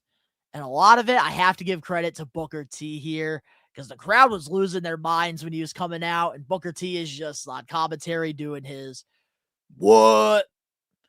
Yeah. Yeah. Yeah, man. Oh, yeah, man. Whoop that thing. Booker T, like, dude, that's like the one thing I do miss about like Trick Williams, like on NXT, is Booker T's commentary. I miss Booker T calling his matches. Yeah, dude. Man, special. Absolutely special. But let's get into our favorite year of Trick Williams. 2025, because it's promising for a lot of people, man. You know, like he had a great year, like again, made history with the TNA title, made the transition over to the main roster by the beginning of, or the very end of the year, beginning of this year. You know, the dude is on the path to greatness right now, and like your final year in the developmentals going up to what is already an explosive start. You know, like it's not, it's something that isn't done for everybody. So it was just a kind of, give it some flowers there. I also went with 2025 as well, because the number one critique for a lot of wrestling fans was that Trick Williams can't wrestle. And in 2025, they really gave him the opportunities to wrestle more, and he improved. They gave him a lot of opportunities with the TNA World Championship to have matches over there, but also having a lot of marquee matches in NXT. And I think that really made him such a better performer and made him even more ready for the main roster. And now, like, he's about to take off, like, take over. I agree, brother. Dude, I love Trick. Like, you honestly picked the best getting put over. I love I'm Trick. so glad. Favorite rivalry? Ilya Dragunov, just because again, like you get certain people that just bring out the best in you, and it's like long term, and it's not just one-off matches. Like Ilya Dragunov and Trick Williams are like opposite ends of the spectrum that made a beautiful mixture of just incredible condensed violence. Such polar opposites, like personality wise, and that's what I love about this rivalry as well. It was great, dude. So it was good. Great. And honestly, like it kind of brought like that anger out in Trick that we don't really get to see often. Yeah. And you need that. You need character depth. So him working with Ilya Dragunov in NXT, I thought was a great decision. Brought out a whole new layer in him. For sure. I had to go with the guy who he was a bodyguard for, and he's had some history with this gentleman. He's right now the current United States champion. Carmelo Hayes. Had to go with Carmelo Hayes here because the history. I love me a rivalry that's got history. I remember the debut of Trick Williams, which was on the first episode of NXT 2.0, and they just naturally built this. Carmelo Hayes was the Shawn Michaels in like 1994, while Trick Williams was the Diesel to Carmelo Hayes, who was Shawn. Okay. And I really liked that. And then eventually, when they felt like Trick Williams was ready, that's when they had Carmelo Hayes turn on him. And that's when Trick Williams became NXT champion. That's when he became a bigger star. And that's sometimes the best way to develop a superstar. One of the best examples, Batista. He was a part of Evolution. And then when they felt like he was ready to be a main event guy, what did they do? He powerbombed Triple H through that table and picked him for WrestleMania 21. Changed his fucking life. Changed his fucking life. And that's what this feud did for me. Yeah, baby boy. Let's get into our dream opponent. Swerve Strickland, honestly. Like, they just have something. Like, they have kind of like a little like opposite wrestling styles, but I don't know, just something about it just screamed money to me. Like, honestly, I didn't have one in mind at all, but I wanted to go with the first thing that came to mind, and it was Swerve, especially based on what my what if is. Like it kind of ties into the whole thing because they both remind me of him heavily. Dude, Swerve is such a great dream opponent. Like when you sent this to me, I was like, damn, that's a good one. And dude, Swerve's over That's as a really fuck good too. one. And they both have like very similar personalities as well, which is why like the storyline itself. I got would my just Swerve sell me. pin right here. that I gave you Yeah. at the Wrestling Classic. I love Yes, Swerve. sir. Yeah, dude. Whose All right, house? All right, so Shit. before I get slandered for my dream opponent, Oh shit! You better roast yourself. Better expose I don't know yourself. how people are gonna feel about this. Either like I'm gonna get praised for really thinking outside the box, or I'm Or just you're gonna gonna get get completely roasted. shitted on. All right, so here's my dream opponent. What the fuck, Donnie? What the fuck? That is insulting. That is insulting. What the fuck is that? So Donnie. my dream opponent is Ric Flair versus Trick Williams. What the fuck? All right, I need to explain myself before I Yes, get the a lot fuck of, you lot of do. shit. Because holy fuck.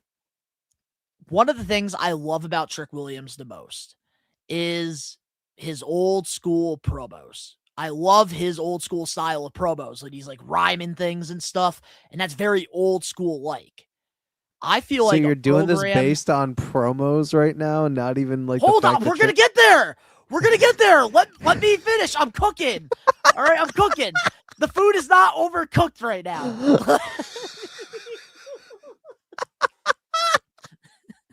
All right. He's very old school like. Okay. And Ric Flair and him, oh my God, the promos going back and forth. Oh my goodness. And I love me a good storyline.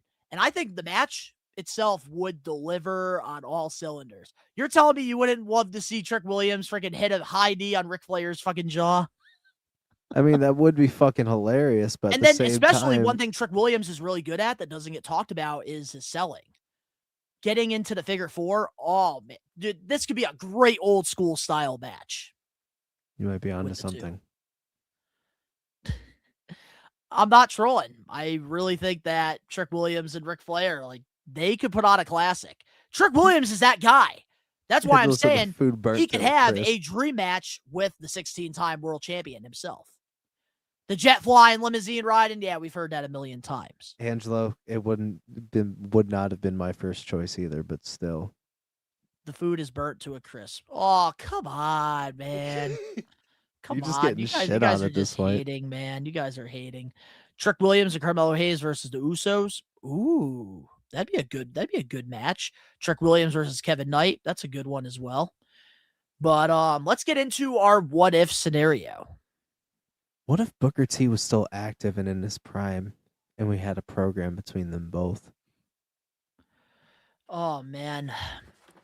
I really like if there's like a wrestler, like, because everybody loves to compare like the future to like a legend. I feel like Trick Williams, like, he is the modern day Booker T of our era, but better. Yeah. See, I always thought Booker Well, T has the and, potential. I meant has the potential to be better facts. Yeah, you're right.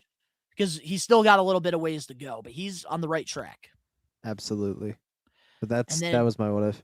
And then my what if scenario, I had to go with what if Carmelo Hayes didn't turn on Trick Williams? What if they continued this working relationship leading up to the main roster?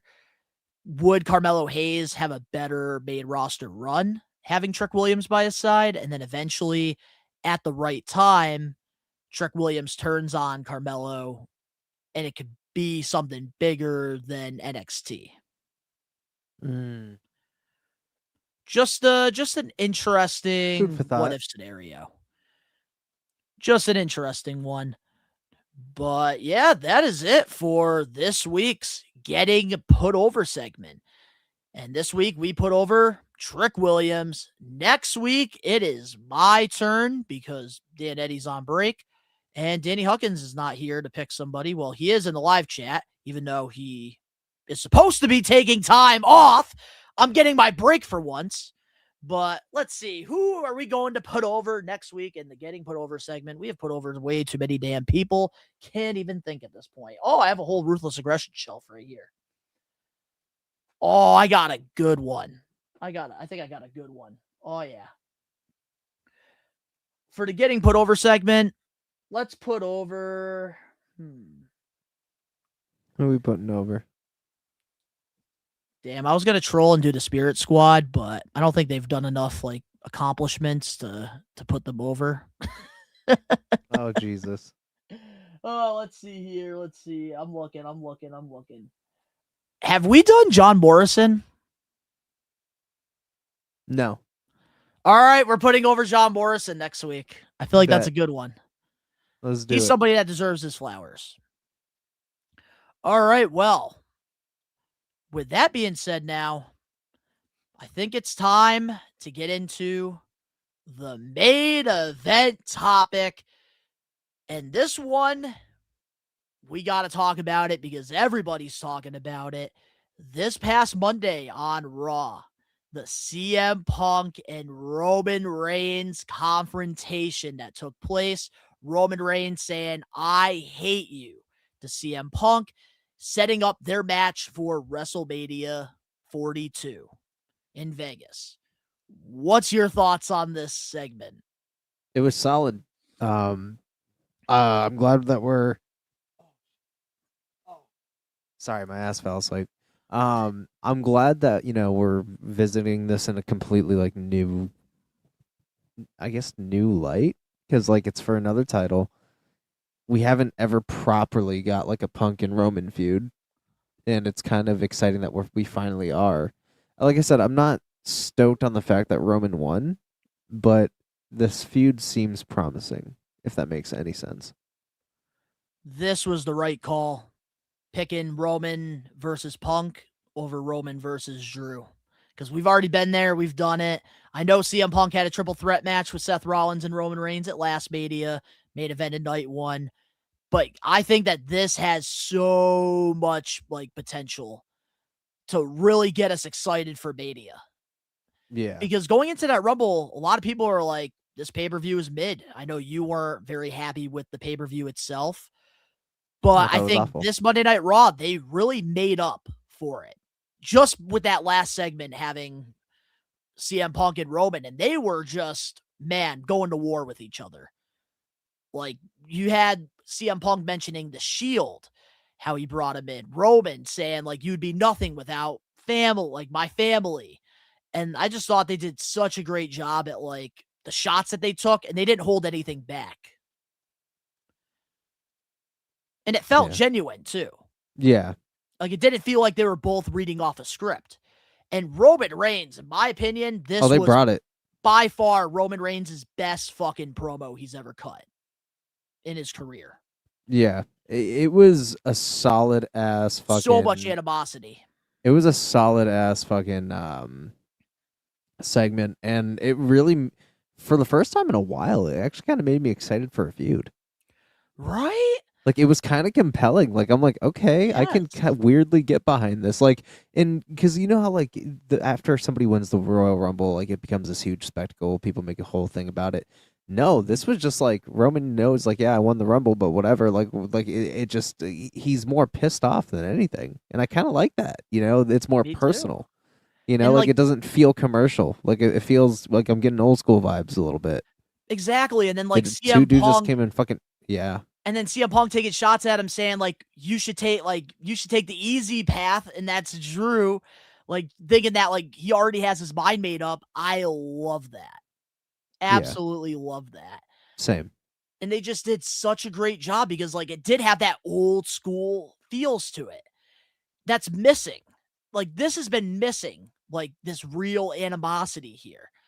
And, like, Roman Reigns, man, I couldn't believe how good it was. He makes it effortless now. For real. But Angelo cooking here. The real question is, who won the promo? That's a good question. I think it was kind of a draw. I think it's kind of a draw at this point. Okay, but let's say you have a gun to your head and you have to pick one person that won. Oh, Punk. Ooh, you think Punk? I think think Punk's Roman. overall promo was better, but Roman's ending was better. Okay, that's a fair way of looking at it. Yeah. I have to say Roman. They both came in with the work, though. They did. And I thought, like, they both did a great job. It felt like CM Punk had the momentum in the beginning, which was probably the goal. And then at the end, Roman Reigns, like what he said, like, the last words that he said have just, like, stuck with me. I hate you. Yeah. And just, man, like, his reason behind why he hates CM Punk. And then talking about his former best friend's podcast, how he had to live with that. I loved every second of that. And that's why, like, I think Roman Reigns had the win, but CM Punk definitely in the beginning had that momentum. But none of them looked weak. Like, everything was, like, great, brilliant. And it makes me really excited for, like, what are we going to get now? Like, what's next with Roman and Punk?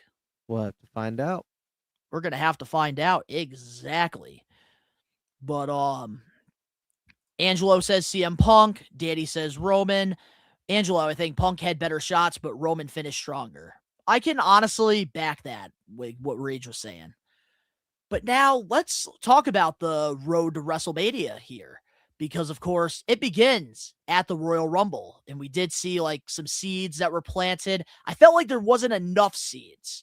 Exactly. But I feel like we do have a couple things that we could definitely confirm. So which one do we want to talk about? I would love to talk about Liv Morgan versus Stephanie Valkyrie because it seems like that's the direction that they're going to go in. I just don't see Jade versus Liv.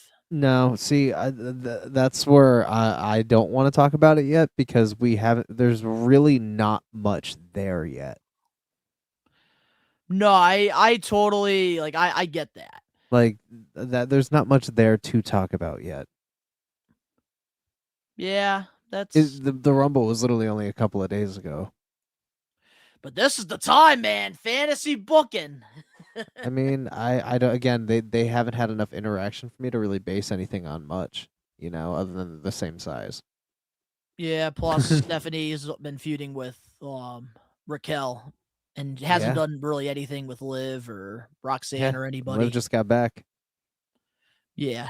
But also, I do think, like, WrestleMania wise, like, as of right now, because of course things can change. I think, like, we're going to get the triple threat match probably with Drew McIntyre. The title against Cody and Jacob. Because I don't think that we're going to get Cody versus Drew for, like, the 5th time by itself. No. But it does make things interesting, though, with Jacob Fatu being in the mix. Because do you think WWE possibly could pull the trigger on giving him the title? I would love that. Oh, me too. Me too. But then, of course, you have Brock Lesnar, which I thought originally for WrestleMania it was going to be him and Gunter. But now with, like, Dragon Lee and Gunter, I think it's definitely going to be Gunter versus Ray. 100%. Yeah, I feel like that would be the best way to go to, especially if you're going to put him on the streak as like a legend retirer. Mm-hmm. And Ray, like, the injuries have been piling up. I feel like the last couple of years, like, he's been getting a lot of, like, little injuries, so he's been, like, sidelined a lot. Yeah. And I do think it is time to hang the mask up with Ray. Yeah. And I feel like having Gunter be the guy to do it, that's going to add even more heat. Yep. Unmask him in the same match. Oh, man. I thought you guys that were with me during the watch along, Jungle Boy Jordan, Casual Cab, hated Gunter at the Rumble. Imagine him retiring Rey Mysterio. Oh, baby. My God. That would be bad. But also opens up the door for Dirty Dom. One of the matches I would like to see too, even though, like, I feel like it's now unrealistic, I would love to see Finn Balor versus Dom for the Intercontinental title. That'd be cool. But now with Finn, like, turning back heel last Monday and stuff, I just don't see that happening. Good question, Alex. Donnie, could you see Raquel turn on Liv on the Raw after Mania? What if she turns on her at WrestleMania and causes her? Yeah. Ooh. Oba versus Lesnar for Mania. Lesnar eliminated Oba during the Rumble. Yeah. I wouldn't mind that. I feel like that'd be a really good match for Obafemi. Yeah. But you are kind of right, though. Like, I am looking at, like, the scenarios I have here, and it is kind of tough because we haven't had a SmackDown either. Elimination Exactly. Chamber, we have to build up for. So we might have to go back to this Road to WrestleMania thing, probably the episode after Chamber, probably. Yeah. Where we know things. But is there any, like, scenarios you could, like, at least one match that you would like to see? Like, just if you could pick two guys or two girls. Nope. Too early. Ben's like, I am not giving you that little. No, it's too early, man. We literally just we haven't even had a fucking SmackDown yet. I can't answer shit. Yeah, they didn't really. Once do we a have a good job. SmackDown and a full rotation of a Rumble. week, then I can kind of give you some insight. Right now, dude, I can't work with half a week. I know. LA versus Drew for the WWE title. Would love Don't that. see that. but, I yeah. would love that, but I don't see that happening. Because LA is feuding with the Vision. And then with the Masked Man, too, like, we don't have a lot of details there, which maybe they want to do this on purpose. They want us to wait. So good for WWE for that. Maybe. But is there anything else before we close off this week's episode? Nope. Jelly Roll versus Bad Bunny versus Logan Paul. Shut the fuck up, Alex Johnson. All right. I'll fucking take your toy for myself. He said, I'm going to take it and I'm going to burn it. We got to use some fire for the power of the pull. Yeah, dude. But before we get off of here, just want to advertise a couple things. If you guys want to get a brand new We Are Wrestling is Unreal shirt, they are available now on ProWrestlingTees.com. Also, we do have quite some extras that are up on the We Are Wrestling YouTube channel. Myself and Phil McManus, we advertised WWE Unreal, or we reviewed WWE Unreal Season 2 and talked about it. So if you want to watch this, go right ahead, because I was on WWE Unreal, so I kind of talk about that experience a little bit as well in that extra. Well, I'm sure we will have some vlogs coming out probably within March, because Blitzkrieg Pro, we're going to be going to in February. I think that'll be our first wrestling vlog of the year. So I hope you guys are excited about that. And then something to really look forward to, We Are Wrestling Pod 200. Zach Gowen, former WWE superstar during the Ruthless Aggression era, will be joining us for a live episode, which is 200 on Wednesday, March 18th. And Vince McMahon is up. We got a super chat. When is Vince McMahon pod? Not happening. But keep getting those $2 in, man, because we could put it towards the Vince pod. That's never going to happen. Oh, man, you got to love the Maniacs sometimes. You got to love them. But to all the We Are Wrestling Maniacs out there worldwide, hope you enjoyed this week's episode of the We Are Wrestling podcast. Dan, Eddie, we love you, man. We hope that you really take this time to get your mental health right. And we'll continue to update you guys like throughout the weeks with Dan Eddie. I'm sure you'll be seeing him in the live chat or some watch-alongs periodically here. He still will be working behind the scenes. But next week, myself, Rage, and Danny Huckins, the OG, the big three, are back together for the first time in I can't tell you how long. Episode 195, which is crazy. But if you guys enjoyed this week's episode, make sure to smash that like button now. If you're not a We Are Wrestling Maniac yet already and you're listening to this episode, wherever you get your podcast, leave us a 5-star review, not just any review, a best one review, and download this episode and give us a follow. Also, if you're not following We Are Wrestling over on Facebook, Instagram, X, and TikTok, go give us a follow on there. We're posting lots of additional content. TikTok and Instagram, we're putting reactions up with the video. So if you guys want to go check that out, go over to We Are Wrestling, Instagram, TikTok, Facebook, Twitter, all that good stuff. But if you're not a We Are Wrestling Maniac, you're already over on the YouTube channel where you get the best pro wrestling content. Recommend you guys to hit that subscribe button now, turn on the post notifications. We just hit 7,800 subscribers. So we're only 200 away from 8,000 subs. So let's get there. Links down in the description box below. Rage, you want to plug anything? No, I ain't got nothing to plug yet. Nothing? No Nothing. Twitch streams? I'll be starting Twitch again on Monday. Well, guys, go over to Rage's Twitch, man. Links are down below. If you guys want to go check out my toy channel where I do wrestling figure unboxings, toy hunts, and all that cool stuff, the links are down in the description box below. But of course, to all the We Are Wrestling Maniacs out there worldwide, we are taking over. Peace.